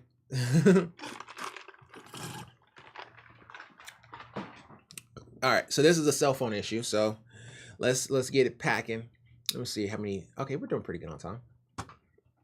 Robophobia writes, Huawei P30 Pro tapping random keyboards on the keyboard. Random keys on the keyboard. Got it secondhand. Seller swears up and down this wasn't an issue for them. It taps a bunch of keys at random, nowhere near where I'm tapping, and I often gave to type out sentences 3 or 4 times, or have to. Are there any solutions? I'm having the screen replaced on Monday to get rid of the scratches. Will that fix the issue? Probably not. I don't want to waste money on a screen repair if I'm going to have to spend more to get this fixed. Only happens with the keyboard from what I've noticed, and everything else works fine. It's hard to say. Typically, changing out the screen may resolve the issue, but it all depends on the type of phone. Personally, I would ask the person swapping out your screen. He would be the most knowledgeable in knowing if the screen swap will resolve the issue. Yeah, I would defer this one because nobody, I mean, I'm not going to know, you know, and I don't think he's going to find that in documents. And the only person would know that is somebody who's actually repaired a Huawei P30. Most people wouldn't know that. So because of that, ask the person who has plans on swapping out your monitor. They'll know. And they'll maybe be able to point you in the right direction. But yeah, it's going to be hard to say for anybody because we have to have that particular issue to happen on a Huawei P30 in order for us to know what to do, because nobody opens up a phone naturally. They only open up phones out of necessity. So that's what I would say, robophobia. Unfortunately, you know, there's only so much we can do here. But yeah, it seems like the connector for the screen, now it kind of depends on the screen, is different from the actual memory that is taking the inputs and actually inserting it into the motherboard. So it really kind of depends there. But if it's all one piece, then yeah, swapping out the monitor should actually resolve that issue, or at least help with it. But you'll find out real quick. Okay, so another long one, but I hope this one's pretty good. Okay. I just read the title. All right, let's do this. Okay, let me get ready. I'm not ready. I'm getting there. Okay. Okay. So yeah, this is from Lamp Peter Ranger, and he writes, "The Epic of Bob, the printer who's allergic to paper." I know several printers that are allergic to paper, but I never thought about giving them a name. I felt they didn't deserve a name. I'm not an IT professional, so I'm nowhere near the ability level of you guys. I'm an apprentice reprographer and therefore deal exhaustively with that evil call printers. I used to do this. I am, however, the most computer literate person in the department, despite being a techie field, and the IT guys at work encouraged me to share this story. This means I get to ask for help with everything from ICANN accessing the ordering system, which my workplace admins had accidentally blacklisted, to the printers on fire. We don't run Linux, so that worried me, but it was luckily a problem with a printing software which unfortunately has fire in the name. Okay, a printing software with fire in the name? Okay. Then there's Bob. Bob is my machine. There are many like him, but Bob is mine. Not really. He's one of a kind, but my boss is fond of the creed I named Bob. And you can probably guess why. He's 5 years old, which is about as old as high volume machines get. And he lets us know when the various little faults and niggles. Wow, that is, he knows we're shopping for a replacement. The biggest of these niggles is that for a long time, he thought he was allergic to paper. Okay, so the printers that he's talking about, they're not the printers you're thinking about. He's talking about these gigantic industry style printers, and typically those older ones can work forever, but they'll have sometimes issues with printers or little issues that stop them from printing and stuff like that. This is when you're trying to do prints in bulk. You have this with like people who work at grocery stores and they have to do the labels. There's a printer that prints all that stuff out. and you have to ship it out to each individual store. So he has a job that's similar to that. It all started with a minor issue, something with staple alignment, minor, but enough that my boss made me call printer support. The staple is probably the most common thing that happens on these bigger printers because they staple it for you as well, or you can set it up to staple them, especially if they're newer. Some of the older ones won't staple and you have to staple it yourself, but some of the newer ones will straight up staple it for you. They, in turn, with a couple of days delay, sent out an engineer. The engineer fiddled a bit, left, came back the next day with the part. Fiddled the part, left, sorted. Was it heck? Every job we printed after that jammed. Every job. Called printer company again and informed them they'll come out and have a look as long as my boss doesn't at any point talk to the engineer. He's aggressive. They come out the next day, decided new part is faulty, come back 3 days later to replace it. Couple of test prints, all okay, but by that afternoon, Bob was playing up again. This went on for a couple of weeks. We had 4 different engineers come out in various times, 20 different visits, sometimes 2 at a time. The stapler was replaced, the puncher, the motherboard, the this, the that, then the other, over 50 different parts. Oh my God, that is craziness. You can't move it. They're huge. They're huge and they're stapled to the ground, or they're drilled to the ground. Every time it would pass the test prints and go wrong a couple of hours later. We had a senior engineer watch me and my boss operating the machine to see it was nothing we'd done. You know it's bad when you start buying in different teas and coffees because you know preferred brands. Nothing worked. There are 37 separate operator accessible paper clearing points on Bob's model, and he'd regularly jam in 36 of them and a couple of other places for good measure. In between visits, we'd advise to try and use him till the next critical jam.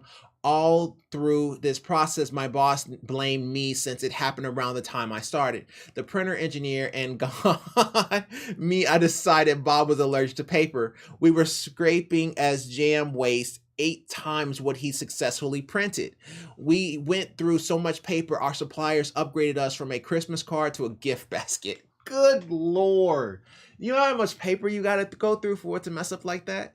I mean, this thing was destroying paper, and it has like drums, like it has drawers filled with paper. So it usually has 1 to 2 drawers that you just fill with paper, and it looks like theirs also has the ability to punch holes and staple. So there's a lot of moving parts because you got to understand.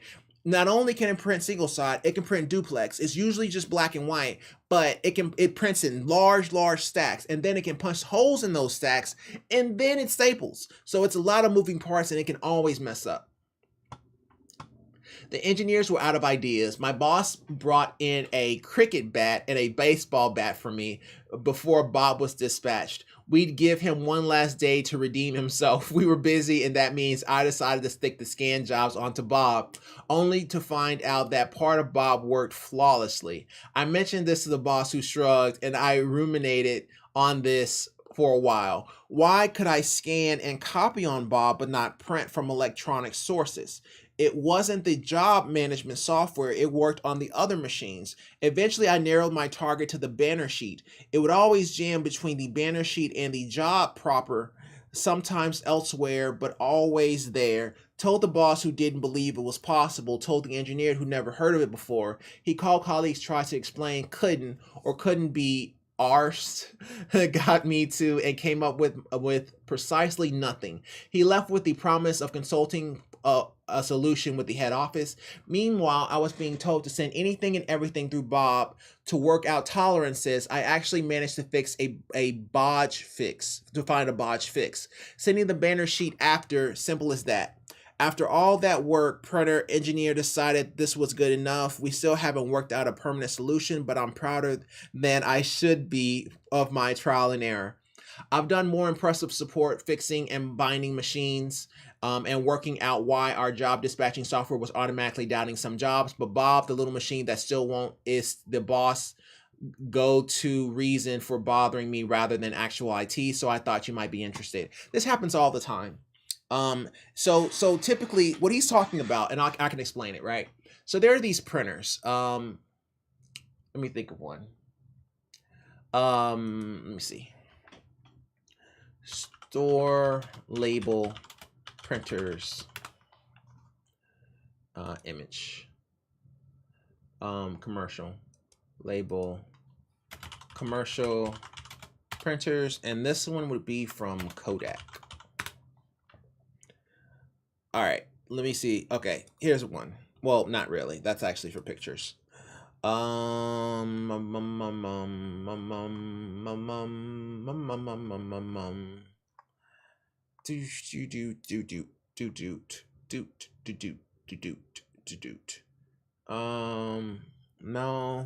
it's like this, right? Oh, what? Come on, man, you're not gonna give me that. All right, so okay, cool. It's kind of like this. So let's say this entire blue thing down here is the entire ream of where you put all your paper, right? So not only can this guy scan, which is going to be over here, it could also print, staple, and drill holes, all right? So what he's saying is sometimes what ends up happening is you may have certain banners that you need to print out that are larger than the defaults and the defaults that it's accustomed to. Generally, a lot of times printers are very, very good and very, very fast when dealing with 8.5 by 11s, but they may struggle with 11 by 13s. So what he's saying is that he had a banner that may have been bigger, like an 11 by 13, and by him sending that guy last, instead of sending that guy first, it stopped the jam. So really the jam is with you trying to print regular seam paper with extended seam paper like 11 by 13 or something like that. That's what he's talking about. So basically because sometimes the printer will let you put them all on the same ream. So you can have 8.5 by 11 and you can have the long one either on top of it or right next to it. So the printer, what the printer will do is that it will look at the actual size of the picture or whatever needs to be printed, and it will choose which paper it wants to use. So you can have one ream that is straight up 8.5 by 11, but you can have another drum set that's 11 by 13. So it'll send the 11 by 13 followed by the 8.5 by 11 because that's what the next one said. And when that happens is when you run into problems the most, because you're basically making it go to 11 by 13, then 8.5 by 11, then to something else, then to 8.5 by 11. You see what I'm saying? So that change up really messes it up. So what he did instead to fix this is that he switched it around and he made the 8.5 and 11 go first, run all of that, and then he ran the 11 by 13 last. And that seems to have resolved this issue. So basically his printer has an issue with switching between the two resolutions. So that's what happened with his particular issue. That's a better way to explain it than than the whole Bob IT professional. Yeah. I don't even know what to say on this. Cool story, bro. Cool story, bro. I mean, Bob. LOL. I'm just trying to figure out just like the most corniest jokes that I can give people on these, because there's not a whole lot to say, man. He didn't kind of told his whole story. But yeah, that happens a lot. I run into that several times too. That's actually usually a pretty good troubleshooting step, trying to print on a different cut. Like so if 8.5 and 11 is giving you problems, try 11 by 13 and see if it also gives you problems. Typically there may be pieces of paper or pieces of debris that's stuck in the actual printer that's causing that issue. I used to do this when I was in my 20s, or like 1920. So it's been a while since I used to do this. What was worse for me is that whenever I used to do this, I had to work the night shift. And I used to think that I could work the night shift, but no. All I was doing was like sleeping on the job, and they would take pictures of me while I was asleep, which pissed me off because I knew that it was going to eventually come back to bite me in the butt, right? So I was just getting ready for it and started trying to find new jobs, because as soon as they did that, I knew my job was over. Because they were doing it to try to be funny, but it wasn't funny because I knew they were going to do something with it. I knew it was eventually going to get back to the wrong person.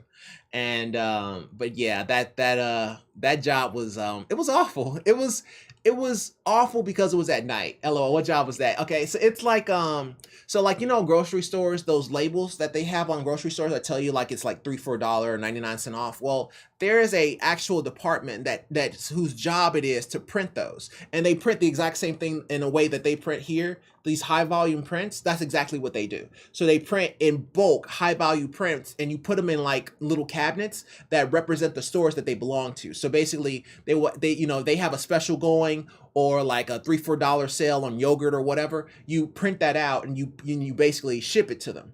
And now they have all their stickers and they'll just put them on the shelves. And then when the new stickers come out, they'll just replace those stickers. So we was actually printing out those stickers, and what will happen is you would run into situations where you have different resolutions, or you have like one is 8x11, one's 11x13, and it can cause problems all day long.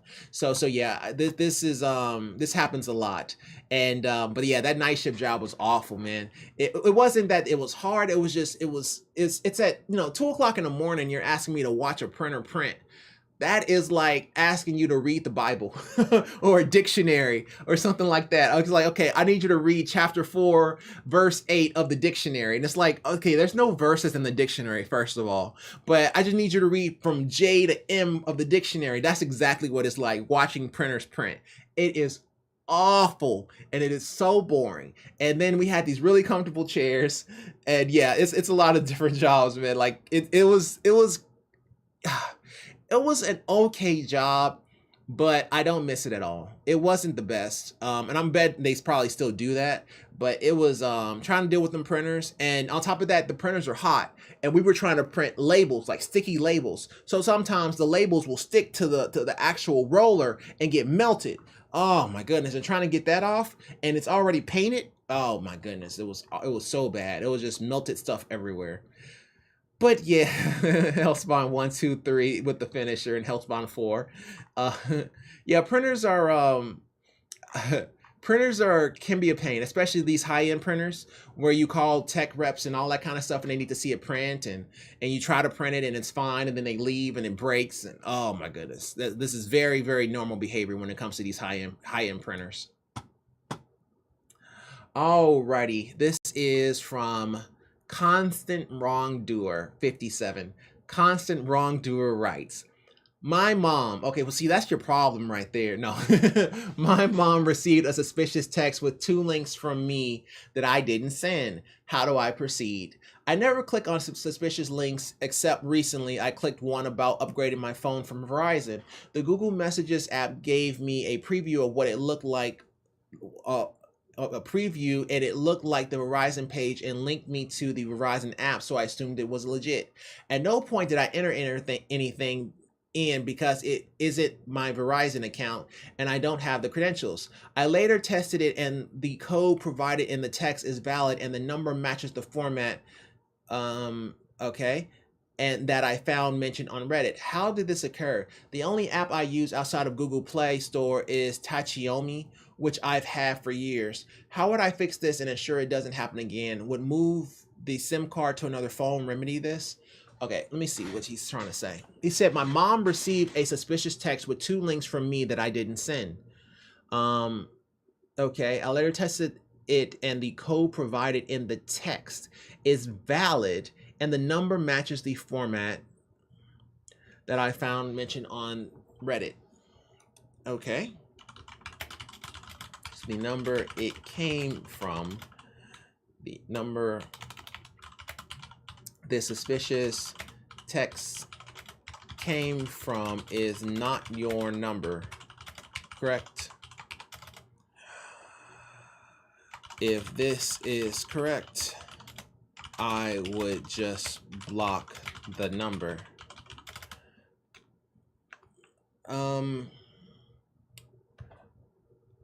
As to how they got her number, yeah, it could have been a phishing attack.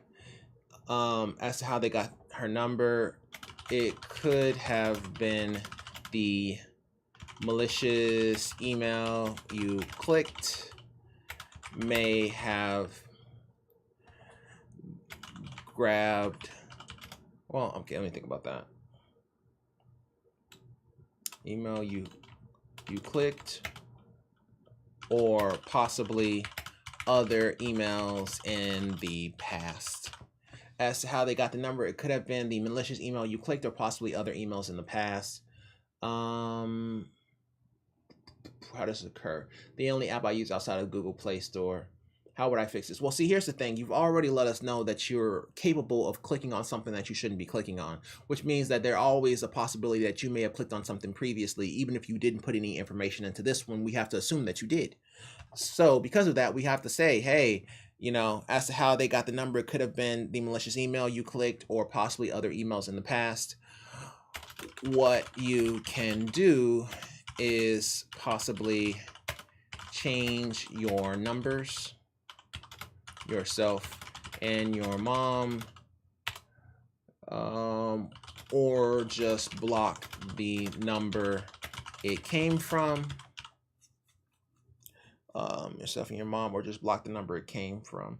I later tested it and the code provided in the text is valid. The code with 2 links from me that I didn't send. The number matches the format, blah, blah, blah, that I found mentioned on Reddit. What were the suspicious texts? What you can do is possibly change your numbers, yourself and your mom, or just block the number it came from. But I would say if it contained information about your accounts, you may need to change the passwords or set up new credit cards. Yeah, I'll say it like that. It's a little off kiltered. Okay, so the number of suspicious texts came from.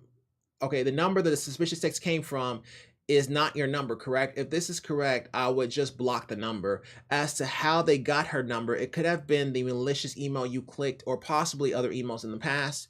What you could do is possibly change your numbers, yourself and your mom, or just block the number it came from. If it contained information about your account, you may need to change the passwords or set up new credit cards.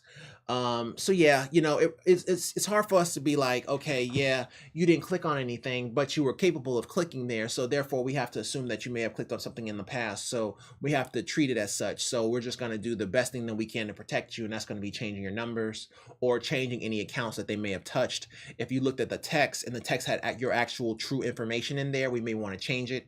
Like if, for example, if it had your debit card or your credit card or something like that, then you wanted to go ahead and deactivate those guys. So it really kind of just depends on exactly what they were trying to send. I need a little bit more information, but yeah, that's what I would imagine on this one. Okay, Mr. Wrongdoer. Yeah, I think he may have gotten catfished at one point in time. It may not have been on this whole Verizon thing, but it may have happened at some point in time. Alrighty, Scovy. I feel like that's a Pokemon.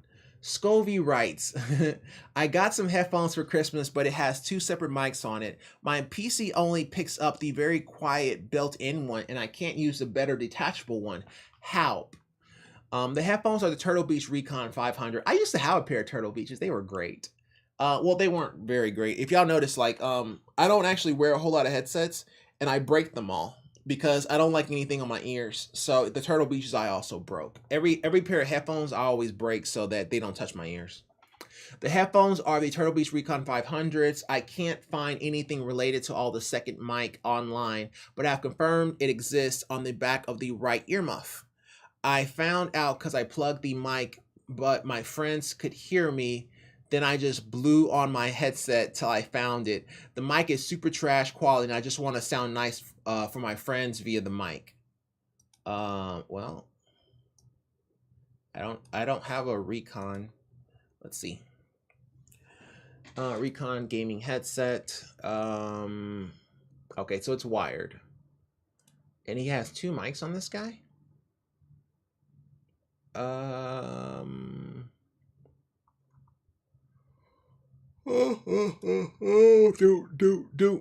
Oh yeah, I see. Okay. Comms developed for professional gaming. He probably needs to set the default mic and disable the other one. Yeah, but I was trying to see if maybe on this guy it actually showed if you can actually do it here too. Like for example, this is what I was looking for. Okay. So on this one here, he doesn't have the option. And it looks like on the other cup, he doesn't have any options. Okay. Yeah. Okay, let's go back. Okay, the headphones are Turtle Beach. I can't find anything related to all these second mic online, but I have confirmed it exists. Okay. The mic is super trash quality, and I just want to sound nice. Well, is there any button on the headset itself that disables the mic? Typically, when you plug in the bigger mic, it should deactivate the smaller mic. When you plug in the bigger mic, it should deactivate the smaller mic. So essentially the reason why they do that is because some people don't want to actually use that headset, but they still want to have a mic. Actually, we may have to just straight up Google it. How to disable small mic. There's no worrying about updates. They're a recognizable audio hub. Microphone. Function will automatically switch from the controller's integrated mic. That's exactly what I said. That's exactly what I said. It's supposed to do that on its own. Integrated. All right. Connect your wired headset to the aux port of the DualSense controller. Once you do this, the microphone will automatically switch from the controller's integrated mic to your headset. Switch from the controller's integrated mic to your headset. Okay. He was plugging it into the PC. If your PC uses separate green and pink connectors for your audio, you will need a PC splitter. This adapter is available online. This is what I had on my Turtle Beach, is this whole splitter thingy. It sucked because it basically turned a wireless headset wired.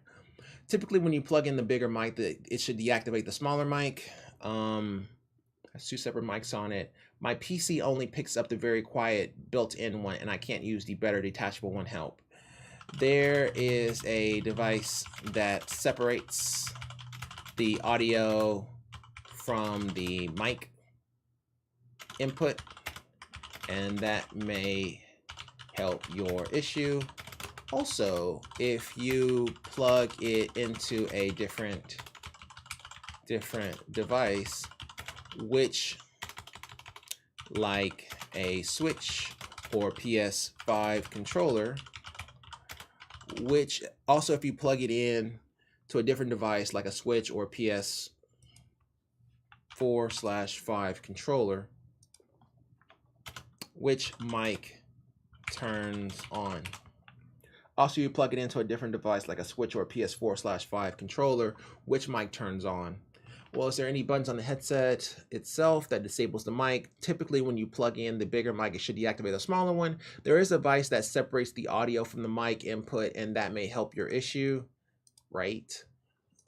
Also, if you plug into a different device. Okay, cool. So let's go ahead and give him this part. That way he has it. There we go. So yeah, that's what I would do on this one here. I would try to plug it into another device to see if the other mic activates. Also, you can also try to reseat the mic just to make sure, because typically that mic should actually take precedence whenever you have it plugged in, and it should disable the actual smaller mic. So it doesn't look like there's a whole lot of buttons to play with on the actual headset itself. So this is what I would do.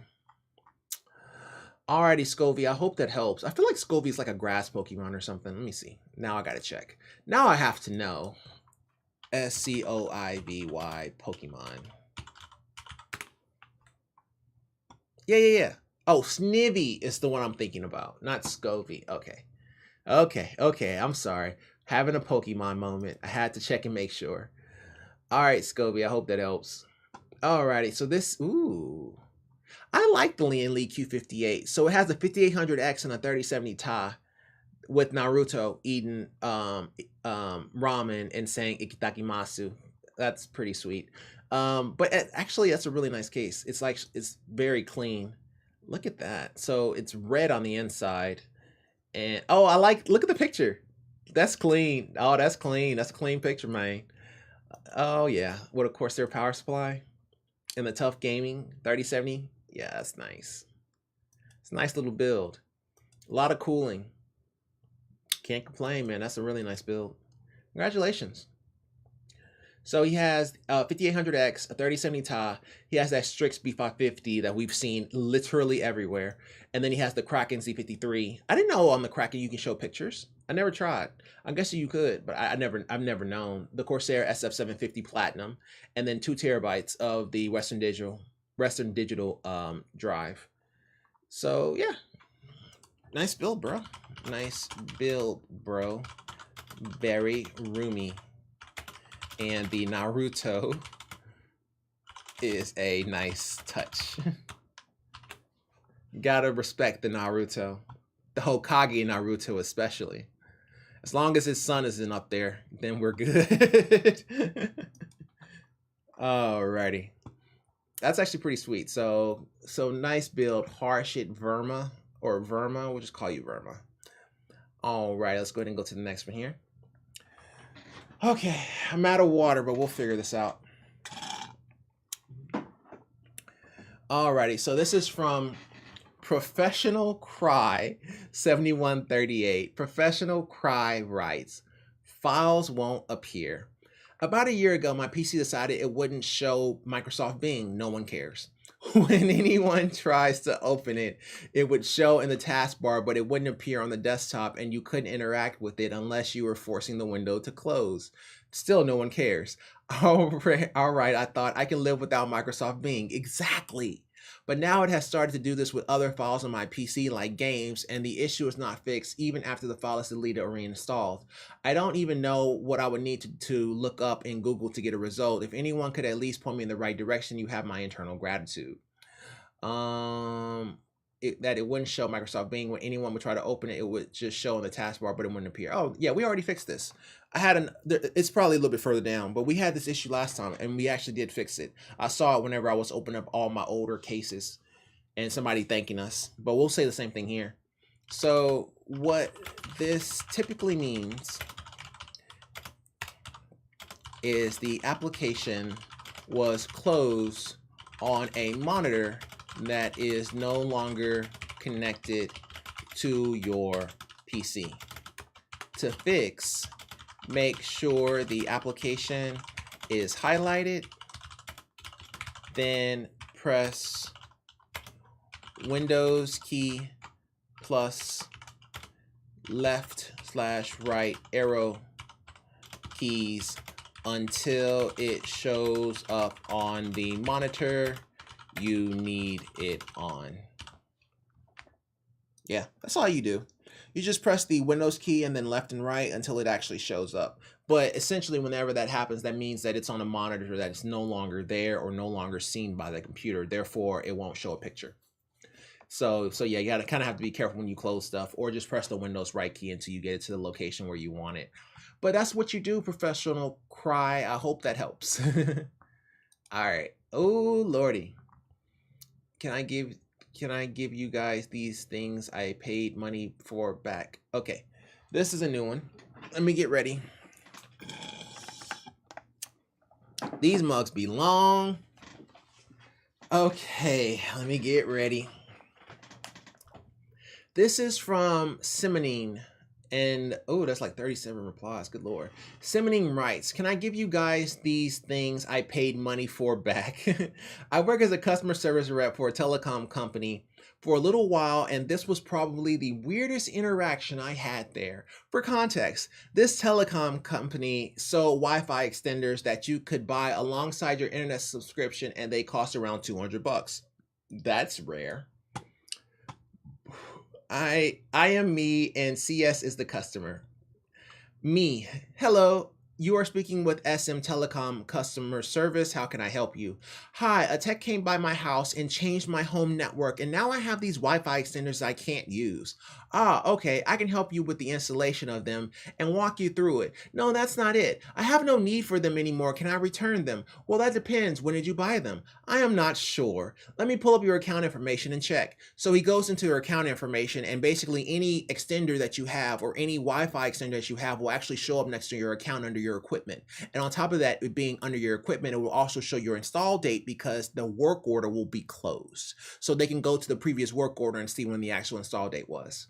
So that's what he's doing here. He's doing a pull up of the account information to check. whole shebang of account verification, because you have to do that in order to actually go there.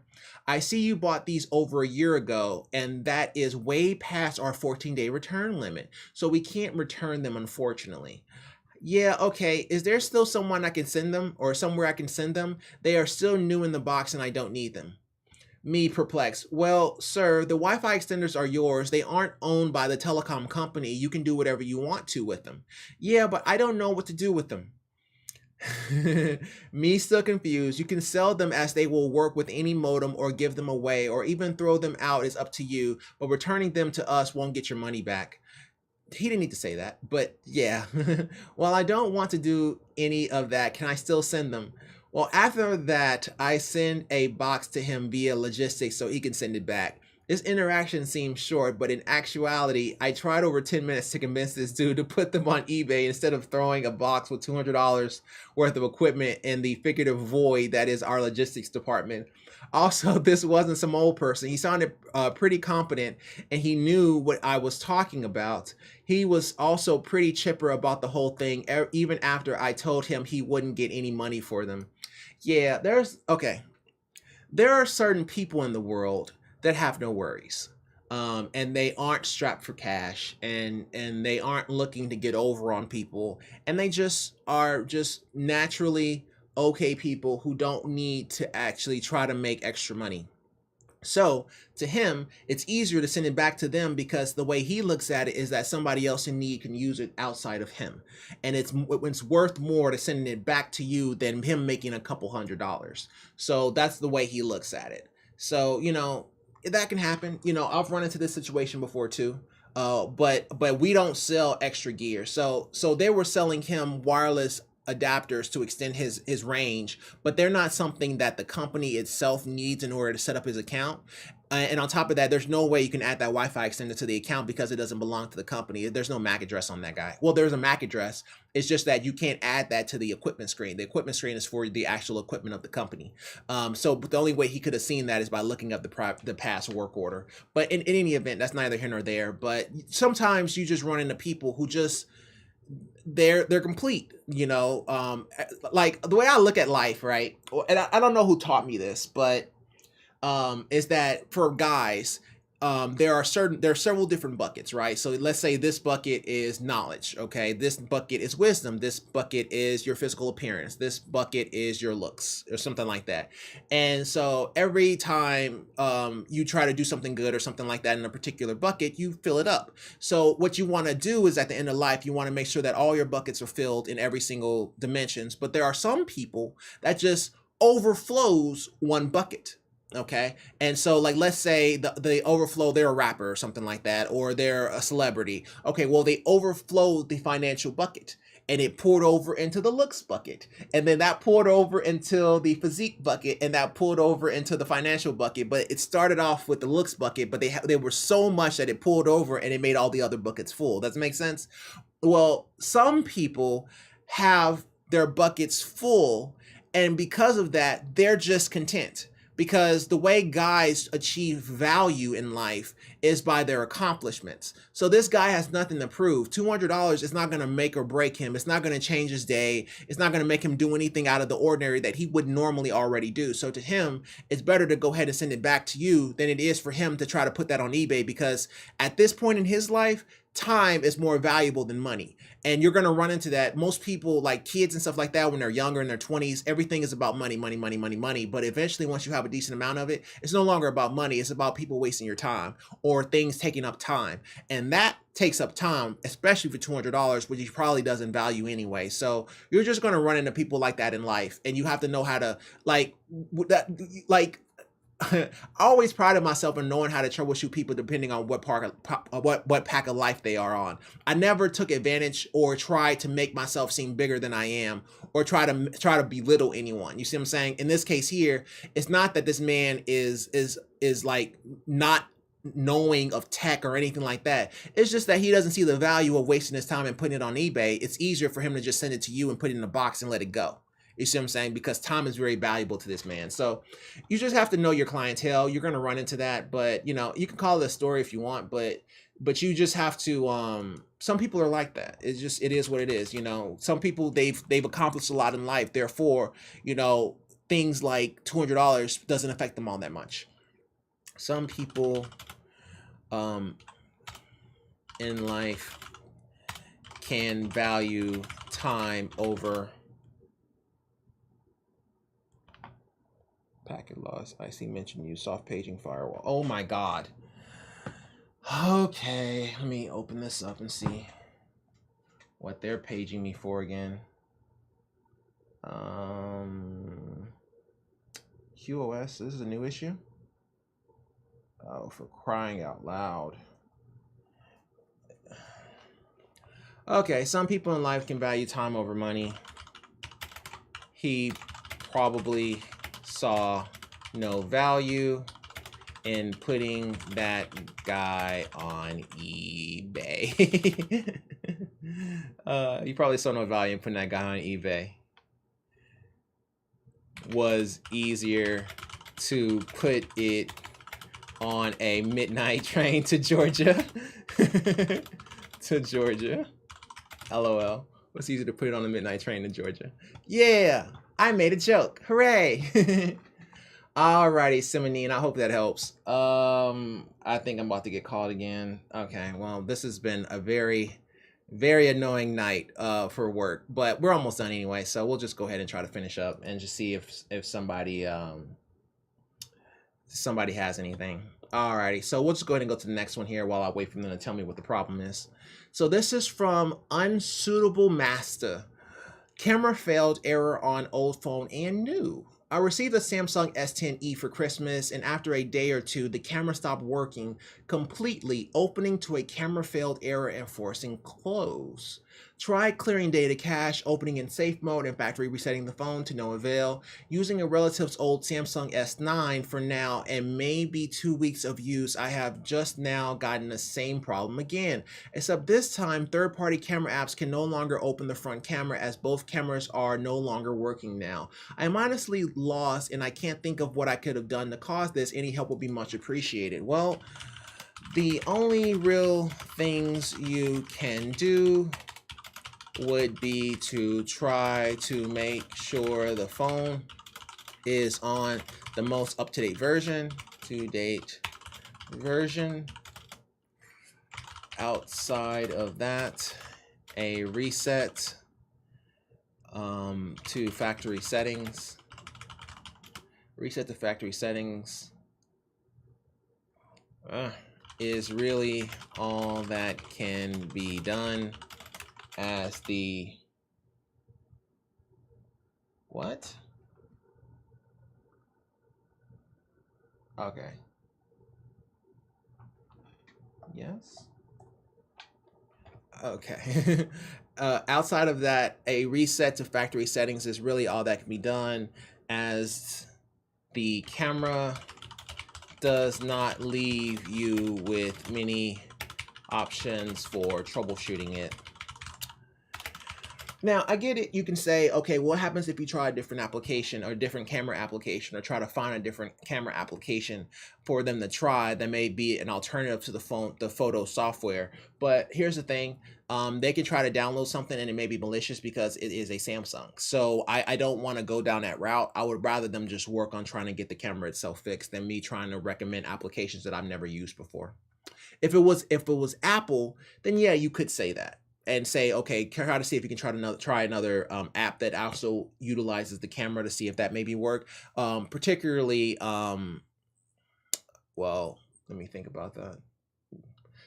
I'm not sure which app you could probably use, but you might be able to find something that will allow you to use the camera to see if it's just an issue with that particular app. But the chance of this happening on an iPhone is super rare. But for Samsung, this is what I would do. I've had this issue happen before, but what was happening with mine is that the camera, so this camera here, whenever you open it up and try to take a picture, it would actually start to vibrate. It was almost like it was loose and it was trying to focus. And whenever it was focusing, it was making the camera vibrate like the suspension was coming off on it. And that's when I knew I needed to replace it. So whenever you start having camera issues, that's hardware, man. That's not a whole lot more you can do outside of updating the firmware or resetting the camera back to default settings. Is anybody gonna tell me what the problem is? I said question mark and then I said yes and nobody said anything. Okay. Well, I'll work a couple more. I think we're almost done though. We'll get to the end here and we'll probably stop. Alrighty, so this is submitted by Spirit or Eve. Somebody's submitted some information on a Russian website known as You Notices Without Thinking. For context, I transcribe unreleased leaked songs on Genius. I don't get these songs from anywhere other than YouTube though. I transcribed a song called Transcribe. There's transcriptionists. Basically, they basically listen to the music and then write it, put it in text. So they're called transcriptionists. I transcribe a song called Played Pants on Genius, and when I was just casually Googling Played Pants lyrics on my phone to access the page I posted, I realized that up to 6 websites have copied and pasted my lyrics and posted it to theirs. However, the chorus I wrote was missing. I, without thinking, decided, yeah, it would be a good idea to hit the edit lyrics button and add the chorus on You Notices. It asked me to enter my name, in which I just put in my in real life name. Did not add middle or last name though, just my first name, and submitted the chorus. I was a bit worried at first, then thought, what could they possibly do with that? And realized by visiting the site they had my IP as well. So now I'm scared. To clarify, I did not make an account or add any information about myself other than my first name, which is not my legal first name. I know I'm probably overthinking this a lot. Website link, You Notices. Oh man, I'm afraid to go to it. You got me scared. Welcome to know. In the menu, you can select the desired sections you use. The search, you can comment on biographies, lyrics, photos, and videos.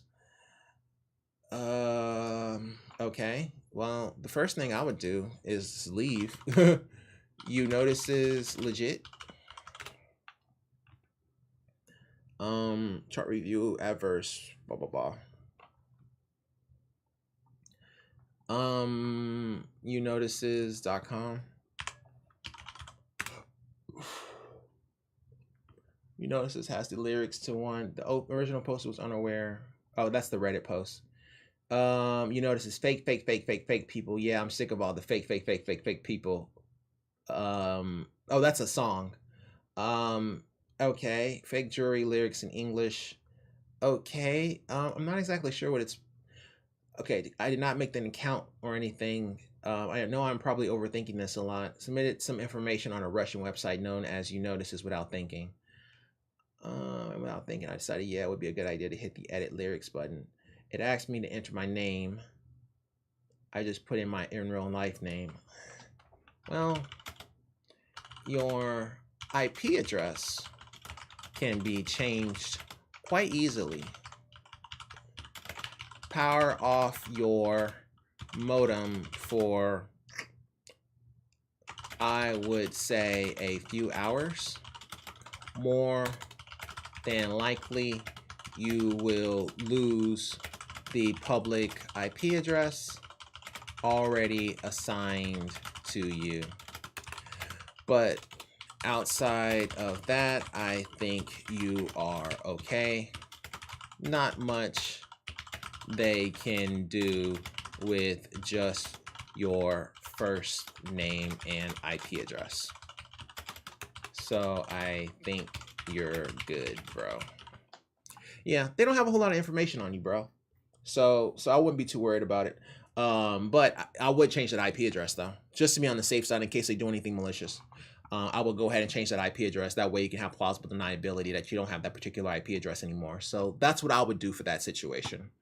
But at the same time, I do realize I don't know the full extent of this whole song thing or why you were even there in the first place. But hey, that's what I would do to troubleshoot that issue though. It shouldn't be too bad for you. Give me 1 second here. So paging far along completion on the efforts.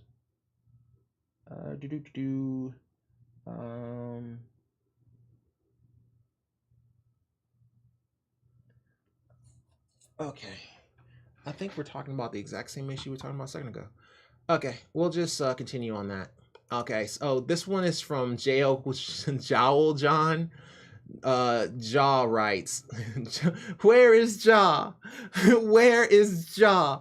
Line appearing on monitor when scrolling / watching videos. When I scroll watching YouTube videos, etc., there is a line that almost flickers near the middle of my screen running all the way across the monitor. It's super distracting, and I was wondering if there were any fixes available. The line is transparent but seems to hold a part of the screen for a split second anytime something is moving. Any tips are appreciated. Thanks. Yeah, I would try to swap out the cable as well as try different inputs to see if that resolves your issue. I'll try that. Cheers. Okay. Well, there's nothing to this. I think we're still waiting on them to reply. Okay, well, keep us posted, bro. And the last one here. Let me make sure nobody's... I don't think so.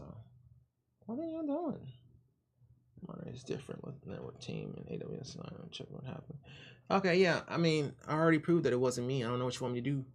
Okay, so this is from Coolius. Coolius writes, power issues on keyboard with USB pass-through.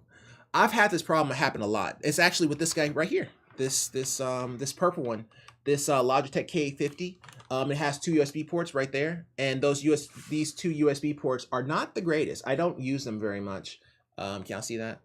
Yeah, there we go. Look at that. Yeah, so those 2 USB ports, it happens with this guy too.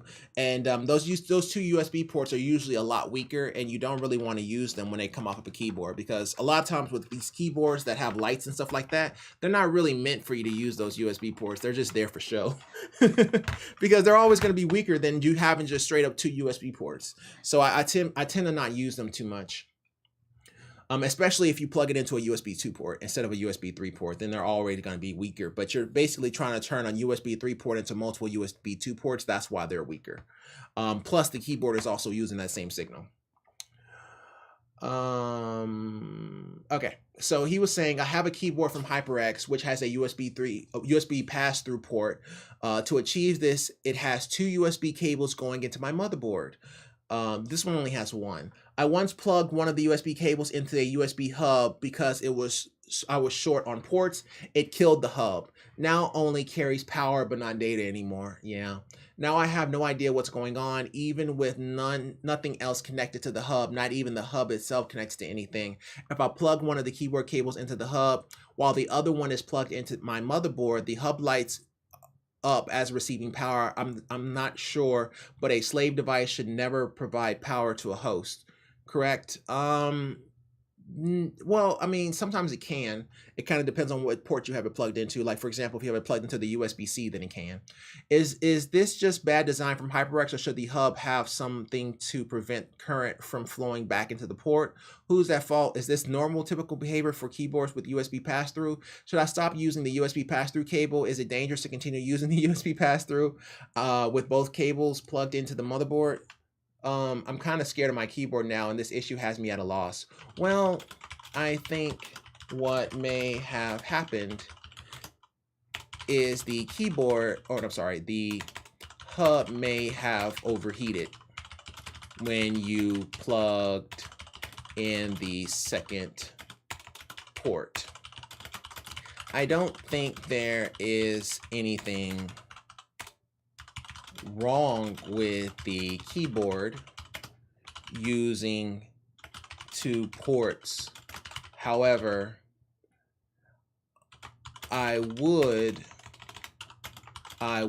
make sure I have them both plugged into the back of the PC, no hubs. No hubs because of latency, but also no hubs because of what just happened with his issue. So also try to plug that faulty hub into a different USB port to see if that resolves the issue. Yeah, that's what I would do. But yeah, typically when that happens, it usually means that it overheated. So basically it may have gotten too much power and it overheated or something along those lines. But at the same time, his hub may actually be okay, and he can maybe just need to plug it into a different USB port in order to get it to work. So his hub may actually be good, and but his keyboard still should be plugged. Both cables should be plugged into the PC. I don't care if he's low on ports. If he's low on ports, then don't use the second USB port. Is the way I look at it. Just make sure you always have that plugged into the back. You don't want to risk plugging it into anything else. Now, sometimes you can plug them into hubs, and that's usually not a big problem, but it appears that yours may not have been able to take the current. Alrighty, coolius. I hope that helps. Cool. I think I have to get to work now. Let me make sure. Need your help. Okay, so yeah. It's time to go, unfortunately, but I mean, we got to 9:30, which is pretty good, so I'll call that a win. So it has been a pleasure. Thank you guys so much for watching. Not too bad for a guy that's on call. And if you like this video, go ahead and like button. If you really like it, I'm going to subscribe. I love you either way. Take care. All the best, and bye.